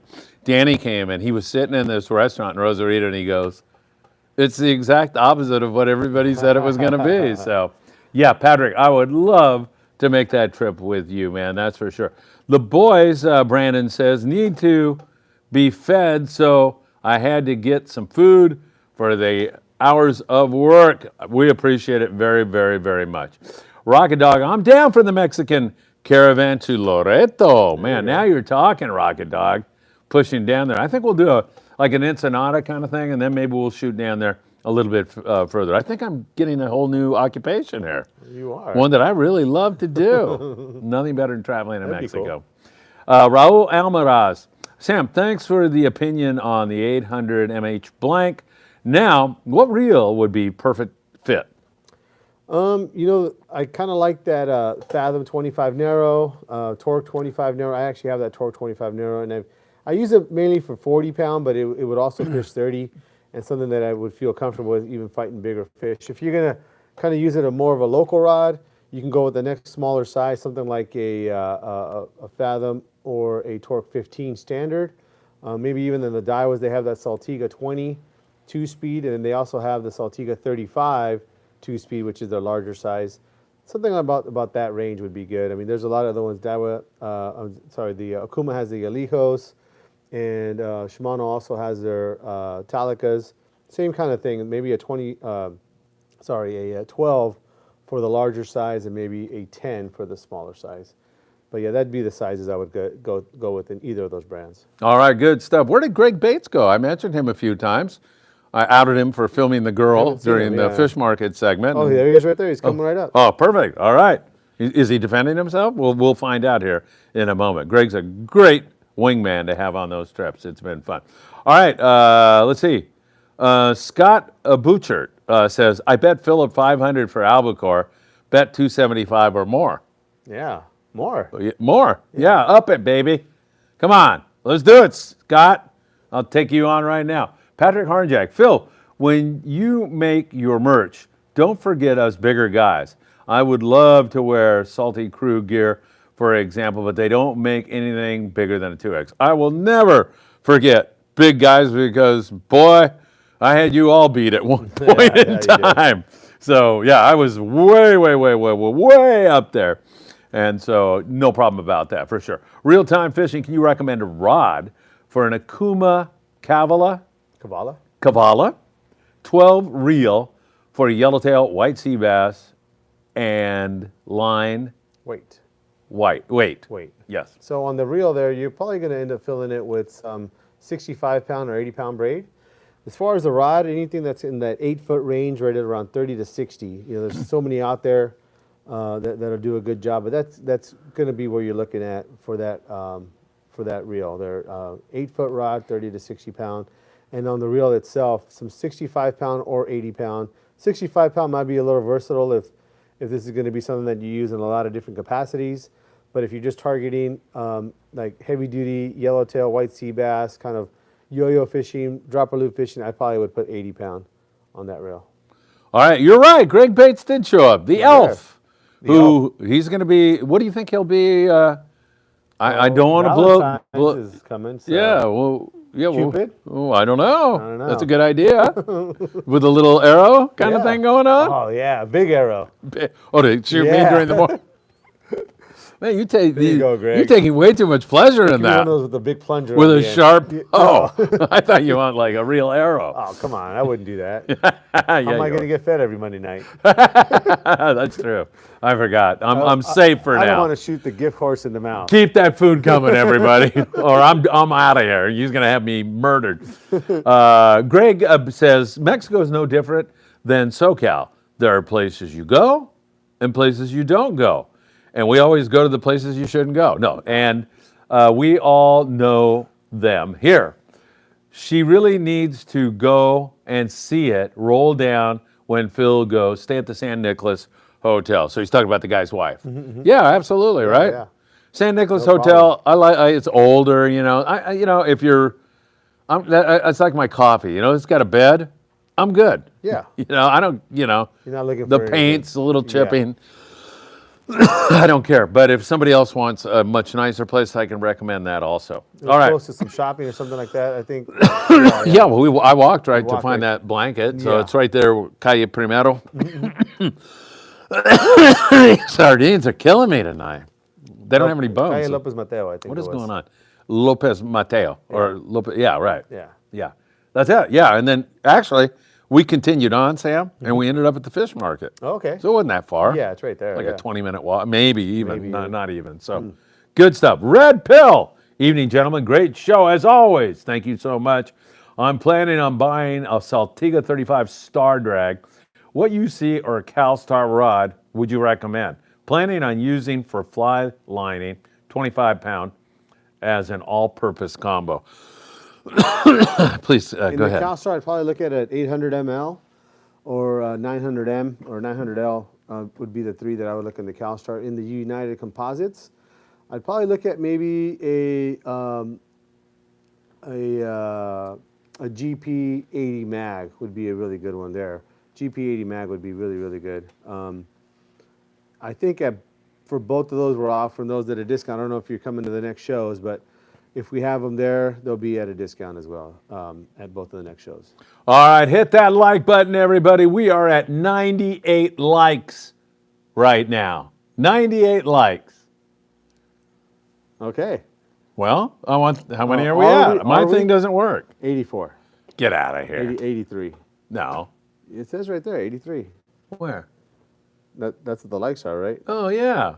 What the hell? I thought you said we had 90 or something. 84. No, it was 86. Oh, And it went 86 down. and went down. People are not liking me choking to death? Or, Yeah. the Dr. reading- Seuss thing book ruined reading. everything. Yeah. Sorry. All right, hit that like button. Get us back up there. I blew that one. Well, I'm going to guess it right on the nose this next time. Manny Perez, UC GP80 Predator or UC CX80 Raptor for 60 pounds. Both are 8-footers and rated 50 to 100 pounds. You know, the Raptor is definitely a stouter rod. You know, stouter, especially from halfway down to the butt, is going to be something that, especially if you're going to use it on the rail, which 60-pound test most of the times you are at some point, that one's going to definitely have some more backbone. The Predator is going to be a lighter rod. So a lot of times people ask me, okay, which rod should I buy? Which is a better rod? And a lot of times I'll ask them back is what reel are you going to put on there? So if you're going to put on a smaller, lightweight reel, let's say a Talica 16 or something like that, where it's just a smaller profile reel, something that where you're kind of using that reel at the top end of its capability, I probably would go with the Predator. But if you're using a larger reel, something like an International 12 or a 16 or a Makaira, 16 or something like that, then I would go with the bigger rod. And a lot of it has to do with just the ergonomics of it, meaning that the rod and the reel kind of balance together. And that's kind of how I would approach which rod I would purchase, is based on what reel you're going to use it with. That is an excellent answer and a wonderful question. Best question we've had in the last 2 minutes. Yes. Yeah. For sure. Current jam, man. We're getting some current information right now because it was just down in Laredo, just came back from a fishing trip in Loreto, Baja California Sur. Yellowtail fishing was great. Man, I wish I were with you, and thanks for the update. Got any good video or anything? I'd love to have it. Shout out to Baja Mia for taking us out. So Baja Mia, according to Current Jam, is a good one to charter with down there. Elizabeth Guzman. Elizabeth, thank you so much for being here. She says, great show. We really appreciate you watching. You know Elizabeth? I don't either. All right. But it's nice to have a lady comment on here, right? We don't get that very That's often. awesome. Thanks, Elizabeth. Really, really appreciate it. Current Jam, Seakeeper will be in San Diego this month if you guys want to check it out. You know what that is? No. That's pretty cool. It's a gyro you can put on your boat. You have to have for a bigger boat, you put a gyro and it eliminates the roll. Really? Oh. Yeah, it's a stabilizer. Really? Yeah, it's pretty freaking cool. So does that work on large vessels? Yeah, you could have it on. I mean, can you have it on the Royal Star? Yeah. Oh, wow. Yeah. They make giant ones for like giant yachts. Yeah. Yeah. Whoa. Yeah, and it basically eliminates the roll. You're still going to go up and down because of water, but it doesn't roll. It's pretty cool. incredible. Have you been on? Yeah. Oh, yeah. wow. It's incredible how much difference it is. I mean, it really is. It's an expensive item, but I'm sure. if you're going to be putting a lot of time on the water, especially rough water, I would think you couldn't live without it almost. That is awesome. All right. Daniel says, I work on the Mona Lisa now. If you want fresh sardines, let me know. There you go. Daniel, I'll take you up on that maybe later.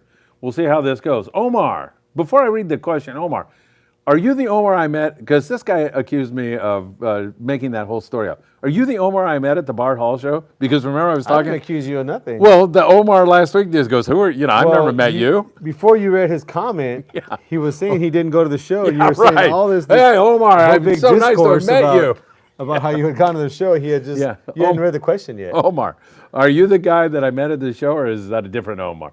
I have a Phoenix Axis 7802 XH rod. Would you use this rod for fly line, or would you recommend having a dedicated 50-pound bait rod? So now that's a question. 780 is a 780 2XH is what it is. 7'8" 2XH rod. So yeah, it's a little bit on the heavy side. That's going to be more of a 60-pound rod. You could fish 50 on it, no problem. The XH would probably be more appropriate for 50-pound, especially fly line. It's going to have a little bit lighter tip.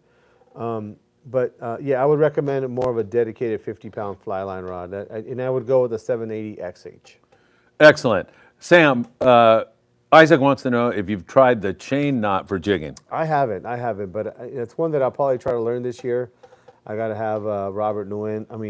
Robert. What's the other? Scott Buchert? No. Oh, who is it? Brian Nguyen. Oh, Brian. Yeah. He's an expert on that, and so I got to have him show it to me. But yeah, that's a good knot to know. It basically adds a little bit of a bite leader to the end of your end of your knot, and a little bit of stretch, I guess, is the way that works too. Hopefully Brian's well. You know, it was weird. You know how busy you are at the show. Oh, I yeah. saw Brian, and I go, "Hey, Brian, it's good to see you." And then all of a sudden, I got talking, and then I never saw him again. That happens all the Busy. time. Oh, but yeah. But yeah. Hey, anyway, Brian, sorry about that. We got to get together. We got to have you on the show again here, really, really soon. All right. Jose says, Sam, will you have Swim Bait Fanatic XH at the Del Mar show, and will it be on sale? Definitely, if I have it, it'll be on sale. I'm pretty sure I have it. I'm 99% sure I have it. So. Does he mean on sale that you're selling it, or on sale that there's a discount? I'm assuming he means a discount. Yeah. But yeah, if we have it, it will be discounted. All right, perfect. And you know what? I'll tell you right now, Jose, if Sam's not looking, I'll throw a bunch in my backpack and be handing them out for free. Yeah. Right? Yeah. Albert Roy, I caught a 200-pound BFT and 100-pound bluefin tuna on a vagabond. It was a great trip for the 200-pounder I caught on a kite and flying fish. That is a nice fish, Albert. 200-pound BFT. Lifetime What's fish your biggest? About 180 on the That's a bluefin. good one, man. Yeah. On the Royal Star? Yeah. Nighttime? Daytime fish. Kite fish? That was Fly line. balloon fish. Yeah, I think a balloon fish. So pretty much kite fish, yeah. All right, thank you. 95 likes right now. We deeply appreciate it. Hit that like button. Push us up. Keep it coming. Over 100 right now. You want to see what it is? Yeah. It is 90. Oh, Coming whoa. up on it. Coming up on it. All right. I'm still off now. I don't know how I got off my thing here. All right. Current jam. It was nice seeing the locals in Loreto using speed jigging and yo-yo techniques for a yellowtail. This guy's in Baja, man. You know, like I was telling some guys, we ought to go down and fish that tournament. But I'm going, there's some really freaking good fishermen down there, man. Yeah. They're really good. And they know. So you got to hook up. I wouldn't mind fishing that kid, that little horse or somebody like that. But yeah, So I mean, saying to go down there because you think you can beat him? hell no. I don't think you've ever beaten anybody doing anything. So I'm not really sure what you thought your chances were Thanks, down Sam. there with the guys who do it for a living. Brandon, can you put poison in his sandwich tonight? 7:30's already come and gone. What time is it? 7:36. No, I'm not saying. I'm saying you got to go with the guys that know what they're doing down there to catch the fish. Yeah. And what I'm saying is sometimes people feel like try the to guys cover in Mexico. yourself. No, I'm telling you, the guys in Mexico, sometimes they feel like they're behind the game, but these guys are on Look at top this of next it. guy. Uh-oh, what happened? Oops. Rich Judy. Oh, Rich Judy, too much inconsequential gibberfish. I wonder how long he had to search to find that word to type it out. Gibberfish. Yeah, gibberfish. The two things now holding a gibberfish are Tackle Shop Confessions Yes. and the Phil Friedman Show. Yeah, Those are the he's two. right. He's right. Too much gibberfish. Shape it up there, Phil. Shape it up. Rich, we'll work on that gibberfish for Wait till you. we start eating a sandwich. Yeah, really. It's really going to get crazy. Thanks, Steve Bermudez. Thanks for reading it now. I don't have to buy it. Oh, There you you're go. welcome. Yeah, you can just See, now you watch got the one video. guy. One guy's gibberfish is another guy's, Yeah. work of art. Right. All right, perfect. Isaac says, new segment, Phil needs bedtime stories. Read, yeah. Man, gibberfish, or you're starting to get outvoted here. I'm sorry.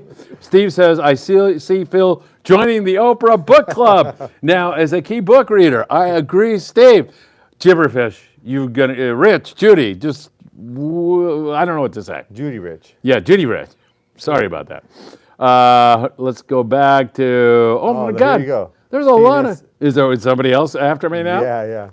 Sarah here, Sam, we'll take a copy of the Hark and the Shark book. There you go. It's going insane now. It's really going crazy. There you go. Hey, there What's is somebody there with a bag. Is it? I think so. Yeah, there is They might have actually. just dropped it off. Yeah. No, they're standing there. Oh. They're looking at you. All right, let me do a couple of commercials. When Brandon, you are the man. Brandon Kassar sent us some food down here, and we deeply appreciate it. Hey, Best Income Tax, Yeah. 30-year anniversary, 310-892. Gracias. 3503. Tim Marquez, give him a call. Efficient Heating and Air Conditioning. John Lopez, 626-901-4822. March 17th, St. Patrick's Day, we'll be at 22nd Street Landing with free boat rides on the El Patron. April 4th through the 9th, we're on the Independence. And you can sign up for that trip at the Bart Hall Show in Del Mar because our friend Paulina will be there at the Independence booth. You're definitely going to want to check that out. Whoa! Hot sandwiches. Oh, Brandon, I think you should open that up and show everybody. Here's one. Okay. What do we have here? Oh, meatball sandwich, baby. sandwiches. Oh, look at the mozzarella. Oh, this is kind of gibberfish right now. We got to be careful. All right, no more Don't want to gibberfish. upset Judy. Yes. Sorry about that. I'm getting carried away. So very, very much. Thank you, everybody. Go ahead, Sam. Enjoy. Christopher Navarro. I would not eat sardines with Sam. Phil, I am. I got the Sam I am from Green Eggs and Ham. Dr. Seuss. I love Chris. Chris, you're pushing the gibberfish, though. Be careful there. That guy's going to be waiting for me in the parking lot. I better lay off. All right, Kim Herbert. Last question, man. We're just getting warmed up here. Sam's got a sandwich now. He can go for another 3 hours. How's the sandwich? Pretty good. Doggone, our fans out there are so darn. Brandon, thank you so much. Thank you, Brandon. This is awesome. All you guys out there. Kim Herbert, last question. Did you get the albacore package I sent you? I am hoping for your albacore prediction. I don't know. What package? I'm not sure. I guess not. I don't think so. I mean, I don't remember getting an albacore package. So maybe you could Elaborate. Yeah, elaborate on that, please. Chuck Zimmer is the president of the Redondo Beach Rod and Gun Club. He happens to be one of the nicest guys you'd ever want to meet, except when you get into a deep conversation with him, way too much gibberfish. Chuck is just full of gibberfish. How's it going, guys? I've been seeing multiple videos of people catching fish on different kinds of tools, toenail clippers. What's your thoughts? And when are you going to start carrying Craftsman wrenches? Yeah, I want to try my toenail clipper one of these days on a bluefin tuna. I'm telling you, that's got to work. I've seen it too. Crescent wrench, I've seen. Well, do you want to say anything to Chuck about it? I'm eating. Well, just say something like, my sandwich is good, or, oh. Sandwich is good. Chuck, he's going to respond in one moment. He's taking a drink of water. Let me narrate exactly what is going on. The food is going down his esophagus and headed for his stomach. He's able to talk now. Go ahead, Sam. Yes. Oh, you've seen him. Yeah. I know. His question is, I don't know what his question. His question is whether I'm going to start carrying them. I think he's joking around, yeah. Oh, no, that's not a joke. It is. I think somebody should come out with that. Travis Bright is one of the finest human beings you could ever want to meet. Travis, it's great to see you. Sam, what size pen fathom would you put on a Phoenix Megalodon 608 for slow pitch jigging? 40N. Line size. Looking for an all-around setup. Thank you. That's it right there. That 40 narrow would be the one. Fathom 40 narrow, fill it with some 80-pound multicolor Power Pro. They have that offshore 80-pound. And you're set. Just, like you said, all-around rod right there. This freaking Blue Skies rules. Good question, Travis. Blue Skies. Blue Skies says, Phil, go to a Vietnamese sandwich shop and order a ba mi ka moi. That's a sardine sandwich, baby. Damn. You're doing that tomorrow, huh? They're going to change that from the ba mi ka moi to the Phil Friedman special very soon. Yes. Thank you. Halibut Man just got off work and joining the chat. Man, this rain is putting a damper on my fishing. I know, Mitchell. It has been coming down, and the wind this morning during the morning briefing was crazy, man. It was absolutely brutal. All right, here we go. Current Jam, where do we send you footage? I'm putting together a recap of the trip. Let's see, what would be the best way to do that? We can do a Dropbox thing or something like that. Just send me a text and we'll go from there. I don't know how long it's going to be. If it's not that long, you can send it to me on my phone. But 657-227-6459. Send me a text. We'll talk tomorrow and figure it out, man. I would love to have that. That sounds good. Greg Bates, the elf. Travis, get your wife a San Marcos blanket so you can go on the 5-day. Apparently, it scores points. I'm also starting a petition for you also. And Travis is laughing. Yeah, we want to get Travis on that 5-day trip, but it's a little long for his wife. You know, I get that. Not all wives are like my wife. Like, oh my God, get rid of you for 5 days. Thank God. Yeah, is there a 10-day? Go on that. But yeah, no, I get it. So, no, that was another Omar. Okay, that was another Omar. Okay. Thank you for clarifying that, Chris Navarro. Sam, what brand and type is best for abrasion resistance? 50-pound. It's for speed jigging. I've lost many jigs being rubbed off on the hull of the boat. That's Chris Navarro saying that. You know, Chris, actually, that Blue Label Seaguar is probably the best for that. But, what guys are doing nowadays, they're using just heavier line. 80-pound or 100-pound is pretty common. That speed jigging is kind of more of a reaction bite, and the thicker line doesn't seem to really bother the action of the jig or getting bites. So, I just probably go to heavier line. All right, very good. Duck or Brandon wants you to go outside. Can you go outside, please? Right now? No. Why? All right, Manny Perez, awesome show. Gents, you two are a fountain of priceless knowledge and experience. Keep up the great work. Manny, thank you so much. Yeah, you are full of something, aren't you? Manny, thank you. I deeply appreciate it. Sam, he doesn't care, but I do appreciate it. Thank you very, very much. You are the one. I think that guy's mad at you with the gibberish. Probably. What was the word? Inconsequential. Inconsequential. Gibberish? Yeah. No, it wasn't gibberish, though. It was something else, wasn't it? Yeah. It wasn't inconsequential. That's, half my life is inconsequential gibberish. Okay, Brandon, we got it, baby. There you go. Phil, any word on a trip out of Ventura this season? Working on that, Travis, I promise. I'm working on it. The food is sitting outside. We got it. He was waiting for us, actually. Yeah, thank you so much. Patrick Harnjack.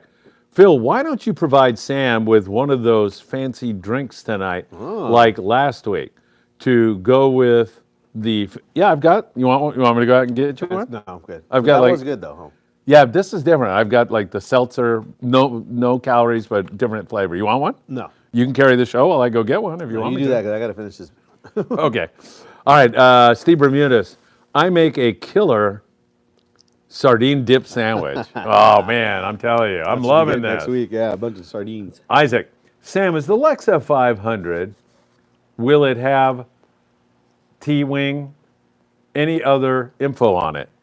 Are you allowed to talk about this, or did I would tell you they'd shoot you? Yeah, I mean, it's not coming with a T-wing, but yeah, we'll actually have one physically here the week of the 26th. So yes, and we'll be showing it off. You'll be, right? Yep. Are we going to have a studio? We should have Michael Limon here. Yeah, if you can get him here, yeah. Yeah, we can get him here. Okay. I'll tell him. I'll read him the Harko Shark thing. Yeah. Put him to sleep. All right. All right. Kim Herbert. My mother-in-law had pages of albacore recipes. An albacore song? Oh my God, I want that. An 80s, 90s article on El Nino. I sent it CO to the landing. Oh, shoot. Okay.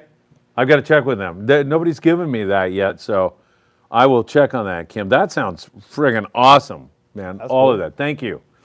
Ramiro Quintero. Ramiro, it's good to see you, my friend. Hey, guys, thanks for keeping the show going during this crazy weather. Sam, will you be running any of the show sales in store? I'm interested in picking up a rain shadow rod I saw at the Bart Hall show. Not planning on it right now. We're kind of saving those for the shows. So we're probably going to do some type of sale afterward, but I don't want to guarantee that it'll be the same as what we were doing at the Bart Hall. The Bart Hall running here, especially coming up next week, is the biggest discount we've ever offered on this rain shadow blank. So can't really do that forever, I mean, it's really kind of more of a clearance sale, so to speak, to kind of get some more inventory in line. But to be honest with you, I don't want to guarantee anything like that after the show. If you have a chance to go to the Bart Hall show, come down and do it. If not, we'll do some type of discount, but it probably won't be the same as what we're going to have at the Bart Hall show. We are starting to wind down on questions. I hate to say it. It's heartbreaking tonight. Many nights I feel like, I've had enough. I'm ready to get out of here, get some sleep before I have to get up at 4 and do the morning briefing. But tonight is different. So therefore, I'm going to ask you just to tell us when the Bart Hall show is, what the hours are, where it is located. I'm stalling for time so you can choke that down. And I think people out there want to know. Go ahead. So next week, Thursday through Sunday, same hours as the Long Beach show, so 12 to 7. Yeah. Thursday, Friday, and then Saturday will be 10 to 7. And then 10 Sunday, to 5. 10 to 5. Yeah. That's 15th to the 18th down at the Del Mar Fairgrounds, the city of Del Mar. So that's closer to San Diego. Yes, perfect. And the horse races are there, aren't they? Or I don't know if the horses are there now, but there's a track there's a there. track there. There's a track there. I They mean, probably have off-track betting, so wherever I think they're at Santa Anita now, maybe. a lot of interest in this. I like horses. Yeah. Yeah. But as long as I've ever done the show, they've never had races during that time. But I guess, Phil, you can offer some more insight into the... Oh, yeah, I'll give you world my of Los horse racing. Alamitos picks. You just walk up to me and I'll give you a free exacta at Los Alamitos. And if you want a trifecta or a superfecta, I'll give you that. When Patrick was going to Nativity Grammar School, Catholic school in Torrance, California, they were doing a whole thing on prehistoric times, or actually whatever time period horses were introduced to people and how they use them. And so the teacher said, what are horses for? And, kid raised a hand for pulling and moving large objects, from people can ride them and everything else. Patrick, this is a true story. The teacher, he says, what is it? Patrick said, for betting on. Yeah. So whoever was a bad influence on that poor little boy, Patrick. Who could have been? He wound up okay, thank God. All right, let's see. Daniel. Send me your charter list, 657-227-6459. Send me a text. Ask me to send you the charter list, and I will be happy to do that tomorrow, if not tonight. So there you have it. What is the gold yellow rod off your right shoulder, Sam? It really looks intriguing. So this here is a Daiwa. Great question. It's a Daiwa spinning rod here. It's the FT Boat Series. It's kind of more of an entry-level rod, $19.99. But, shoot. Yeah. It's a rod that we sell to a lot of guys who are just getting started, going half-day, three-quarter-day boat. Catching bass, bonita. Or maybe a replacement rod. They need something kind of last minute, that type of thing. But yeah, Daiwa rod there. This is a 7-footer. All right, everybody, please hit that like button. We don't want to sign off without 100 likes, and we are at right now 96 likes. Right now. We are at 96 likes right now. And we need to go past 100. 98. 98! 2 more. Come on, we can do it. Hit that like button. All right, let's see here. Chulu's Calamari and Kayak. Gibberfish, man, Gibberfish. That's a t-shirt now. Too much Gibberfish, or whatever it is. I love it. Jose says, Sam, will the Alexa 500 have a rod clamp? No, I don't think it's going to come with one, but I imagine that the same rod clamp that fit the 400 will probably fit this 500. Steve Bermudez wants to know if Cruz Soto would like a sardine sandwich with mayo on a rocking boat. I ran a video, and Steve Bermudez is obviously a fan. It was a public service announcement about when an angler is seasick, you never mention mayonnaise and things like that. So I ran that public service announcement. Check it out later tonight after you're done eating. And I'm sure, thank you, Steve, that's very good. DJB, couldn't check out live, so starting from the beginning, Sam's statement about you needing to stay on tune by eating sardines, hilarious. I'm glad you found it funny. I found it, DJB, I found it insulting, to be very honest with you. Just kidding. Hey, Greg Bates wants to know, how do you cook a gibberfish?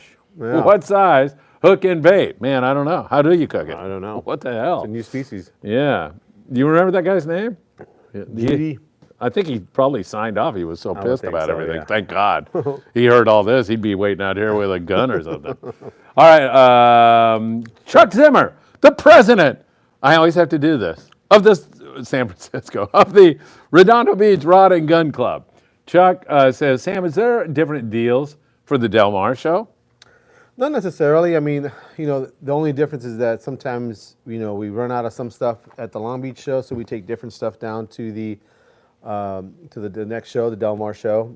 I know for you were looking for some CalStar blanks. I'm going to pick some up on Thursday. So that stuff may be some stuff that I didn't have at the Long Beach show, but discounts will be about the same. I'm still kind of looking at some stuff. We may actually, there's a few items that I'm going to discount a little bit more. Some I'm going to discount a little bit less. Kind of depends on what I have left in stock as well. So yeah, there is some difference. Not a huge difference, but there are a few differences. We've been up over 100 viewers all night long, man. I hate the NFL. We don't want any more Monday night nonsense. We got one more to go. That's it? Well, yeah. We got the Super Bowl. It's not a Monday night, though. No. But one more game, I should say. Right, yeah. Do you have a favorite team in that? I don't. I think it's going to be a good game, though. It should be. The line on it, I'm up on these kind of things. San Francisco's favored by 1.5. So it's a tight game. Yeah. Pretty tight game. Where is that game? Vegas, right? Mm-hmm. Yeah. Yeah, I'm going San Francisco on that game. I think they win by a touchdown. All right? There you go. I don't know much about pro football, though. No. A little bit about college. Okay. And the horses, my son, did I tell you that story about him in grammar school? Mm-hmm. I did? And the nun wanted to kill me? Yeah. All right, Brandon, just a question, Sam and Phil. Brandon can ask anything he wants sending food like this. Anything you want, Brandon, except gibberfish. Have you noticed so many fishing methods California has taken from the East Coast? The original kite was on the East Coast. Mad Max, we're East Coast, spreader. Your opinion, Sam. You're always with Danny Cadota saying it's here that the innovation is created. Brandon challenges you. The kite was actually West Coast. It was Catalina, I believe, the first time, yeah. I don't know if you should actually say that after Brandon bought you the sandwich, even though it's true. I'm done with it now. So. Oh, okay, yeah. Brandon, no, it wasn't that way. But, those Mad Max, I'm not sure if it was an East Coast thing, or those things are from Australia, but maybe those guys are using them first. But I don't know if that would consider that an East Coast thing. But I would say that the guys on the West Coast are a little bit more open than they used to be. A lot of it, I would think, has to do also with, YouTube and people's exposure to different ideas and different ways of doing things. So I think definitely we're a little bit more open to that. I don't know if on the East Coast, those guys are probably a little bit less open to other things. But then we also have something that they don't have, which is live bait. So a lot of the things that we do here are centered around live bait. And if you don't have that, you're not using some of the gear and techniques that require live bait. But yeah, it goes both ways. I mean, I think that definitely some things go this way. Some things go the other way. And speaking of CalStars, Chuck, I know I was talking about a CalStar. A lot of their blanks go to the East Coast. So they've adopted a lot of the way we do things, in the past. A lot of glass blanks go that way. So it does go both ways. Some of the things we see, some of the things we don't see because obviously we live here. All right, good stuff. 102 likes. We've broken the 100 mark. Are you looking? How many? Do we have the next question? I don't forget that. How many likes do we have? 100. All right, we got it. Thank you, guys. But keep them coming. We need to get that up there. It really helps us a lot. Chris, man, you got to love Chris. Mm-hmm. We are definitely doing a show next Monday. 111. 111? 111? Mm-hmm. Oh, my God. Thank you, you guys. Really appreciate it. Keep that rolling. Chris Navarro, great show as usual. I'll bring you guys ribs next Monday if you do a show. We're doing a show. Yes. If Sam can't do the show, I will be here doing the show. I'll do my ancho or my sardine thing on a different day next week. Well, you'll be done by that time. I'll be done, but I might do this every week. All right. I don't know. We'll see how this goes. Except Monday. But Chris, that's awesome, man. We got ribs coming. All right. And I'm not eating any vegetables at all. Vegetables are very bad for you. Yes. Don't eat vegetables, kids. Okay. They are terrible for you. Jansex 123, guess where he's coming from? Yemen. That is awesome. I'm assuming maybe you're part of the military in a very dangerous part of the world. So if that is true, God bless you and you know what you should be ask safe. Them? Very important question. You should ask them if they sell any San Marcos blankets over there. Do you think they do? I don't know. You never know. You told me everywhere. You told me to expand my search everywhere. China, Costa Rica. Yeah. All right. Hey, stay safe. Thanks for checking in with us. Really appreciate it. Steve wants to know, Sam, do you have range shadow trout rods? We do. Trout blanks, yeah. Trout blanks, I mean. We just got a whole bunch of them in here. Steve, that's a great question. I have no idea how you would know that. Yeah. So, this, we do sell a lot of rod building. How much are those blanks? How much are all of them? No, just one. They range. They're 50 to 80 bucks, something like that. Wow, that's affordable. Yeah. But, in this last couple of years, we've been carrying more and more trout blanks.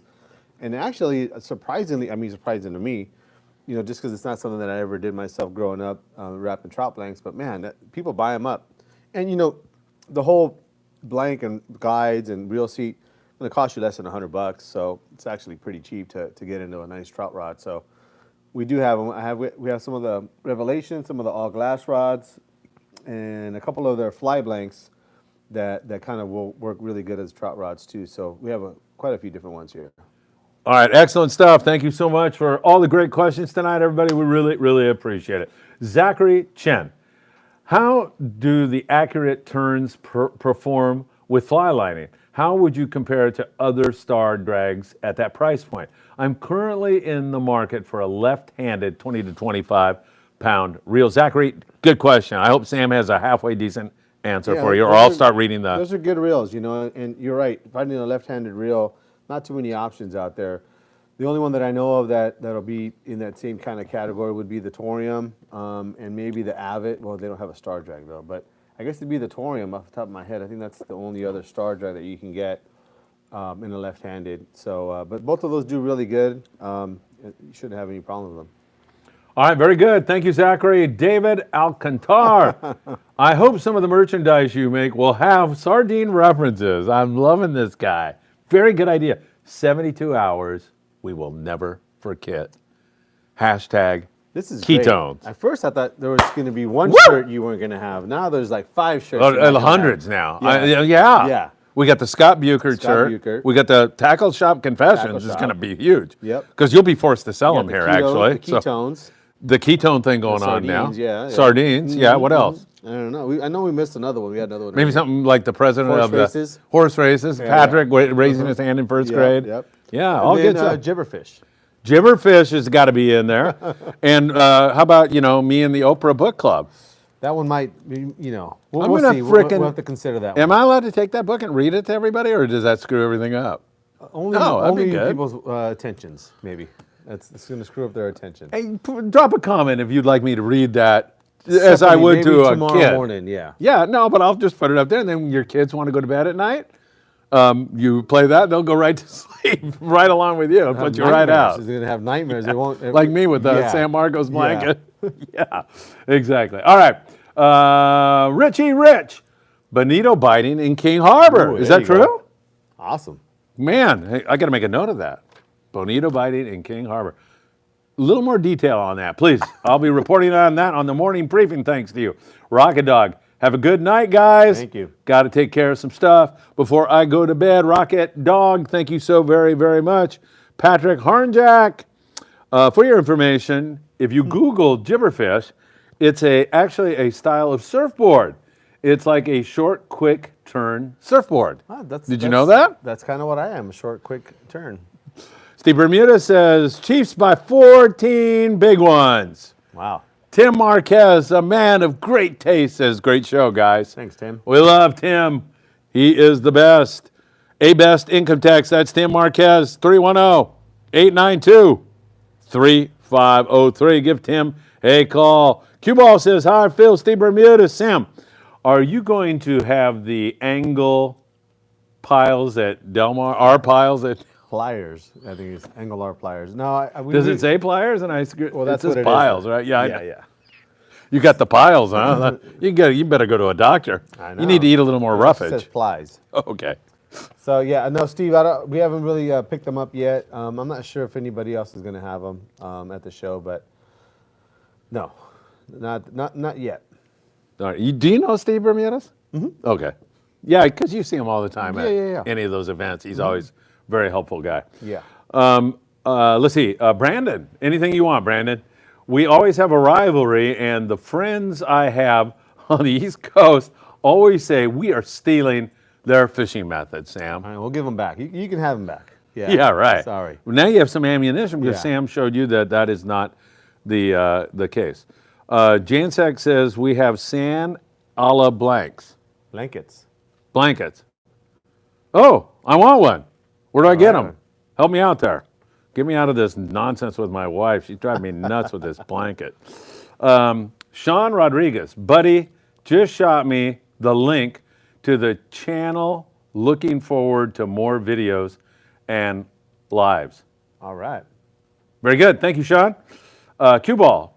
Oh, yeah. You're on the bait diet. The bait diet. Yeah, man, that's the way to put this. Excellent. Isaac, go ahead, Phil. The reading segment. They're clamoring for it now. Tomorrow, yeah. Yes, Try it out. tell you. See what happens. I'm going to do it. Can I take that book? Yes, you can take it. Matthew Cruz, glad to see some neck breakers from you at the Bart Hall show. Took my nephew who has autism and he had a blast. Awesome. Matthew, that is the best news we've heard tonight. That is fantastic. Really, really great. Chris Navarro, Phil, Bonita Biting in Redondo. Can you give an update tomorrow's morning briefing? I live right by the Redondo Pier. Perfect fish to practice my jig casting. Heck, yeah, that is great news that those boneheads are biting. I can't forget. There you go. I got to remember this now. Can you call me at 4:30 in the morning and remind me about this? Sure. Yeah, right. Call me at 3:30. I'm friggin' going to write it down right now so I don't forget this. Bonito, Redondo. Isaac's asking for the albacore prediction. King Harbor. Isaac, the albacore prediction, it's coming up. They're coming. Isaac. That's another shirt. That's true. 0 and 10. God, Should be 0 and 10 on the albacore prediction. that's too much. Well, there will be Albie, says Q-Ball. Bet. Scott Bucher wants to bet 275 or 500 or more. Isaac, T-shirt, right someday. LOL. Yeah, no kidding. Steve, what do you think happened to the sand bass population? No, we caught him last year. Is Steve drinking tonight? Well, he's got trout rods and everything else. What happened to the sand bass population? I don't know. They're all in Ensenada. I know every time we fish down there and on the market had a whole bunch. Yeah, there were a bunch down there. But I know last year we did really good on them, so maybe they're on the comeback. Yeah, I think they are, man. Who knows what? You know, the ocean is such a complex and enigmatic body of water It's inconsequential gibberish. It really is actually, yeah. You want to you see like 2 comments left, and you're like, let's get the hell out of here, and I keep drawing it out. I'm having way too much fun tonight. You know, one thing I These sardines wanted are to killing mention me. earlier, I should have mentioned it earlier. Yeah, and you blew it. We dropped a bunch of guys. I'm sorry. Oh, you still have them. But one of the guys here at the shop wants to buy a Chevy truck. So if anybody out there works at a Chevy dealer, he just wants to ask some questions about it, give me a call here at the shop. Man, there you go. I guarantee you there's somebody out there that does that. Maybe. You know, and they may even send you like an Italian sausage sandwich and give you the advice that you want. That might be it. Yeah, perfect. All right, please contact Sam La Torre about that. Blue Sky says sardine sandwich at Baja California, corner of Westminster and Brookhurst in the B of A Plaza. I know exactly where that is. I go to some coffee shops over there every once in a while because they have such strong Vietnamese coffee. Steve Bermudez, your best bet for that blanket is thrift stores since they don't make them anymore. Yeah. Yep. Maybe there we you should go. try that. Just running around to thrift stores? I'm not doing that. You're not? I don't think so. Okay. I mean, I don't What know. does she have to do? Yeah. Give me a break. All right, Matthew Cruz. What's a great rod bank for the Lexa 500? Mainly for surface iron, budget like $350. Well, that's a lot for a blank. Well, then you should be able to take good care of my friend Matthew. I would say that that 9E would be a good one. In the rain shadow, you got maybe something like their RCJB 810H or 810MH, I should say. Or is it 810M? Maybe it's an M. I'm sorry. 810M. Or they also have that SD Special. In the CalStar, you could probably go with like a 90J would be good. And another one in the UC, maybe like that 900 Del Mar would be actually a pretty good one for that too. So there's a lot of them out there. All right, perfect. Calico Chris, what do you think he likes to fish for? Oh, yeah. Okay, think I remember now. Rockfish opens April 1st and lobster closes March 1st. Yeah. Okay, very good. Lobster fishing's been good this year. Has it? Yeah, it's been good. Yeah, they're seeing a lot of good reports actually, yeah. Chris Navarro, this week's discount password. Oh, hell yeah. Gibberfish, yeah. Gibberfish. Hey, wait a minute, Chris. That you have to say gibberfish to me to participate in the Del Mar giveaway that I'll be doing. You walk up to me and you say gibberfish, and then I say, okay. Okay. Now you get to draw. Perfect, Chris. What would I do without you? Brandon is back. Brandon, you cannot ask too many questions. These sandwiches are delicious, and we love you very much. The sand bass ran last year because we had a bunch of chovy. Steve. Sand bass were hitting nonstop for months last year. It was good. We had 1,000 plus in the counts. You remember salmon, Phil?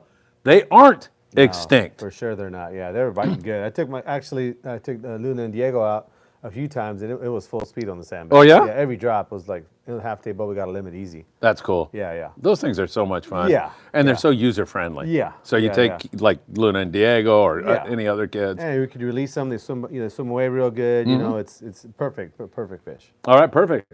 Raul Alvarez, I have a 96 Silverado 71. What's your price range? I'm not buying one. Yeah, I have to talk to my buddy here. And here it comes, man. I think he's looking for more information on all the new Well, trucks. Raul's trying to give you some information, and you're just rebuffing him. All right. Help the man out. What's your price range? Just give him a price range, 25 grand. Make me an offer. Raul, okay, it's for somebody else here. Yeah. Okay. Isaac says, have a great evening, great show. And Matthew wants to know any new reels you're excited for. Gentlemen, I think that's you. That leaves me out, the gentleman thing. I mean, there's that Alexa 500 will be debuting here in a couple weeks. But the other one is going to be, I think that Shimano's coming out with a lever drag jigging reel. So that's going to be kind of cool too. But I don't think that's coming out till the summertime. The fastest 2 hours on the YouTube channel. Whatever this is. Yeah, it's right here.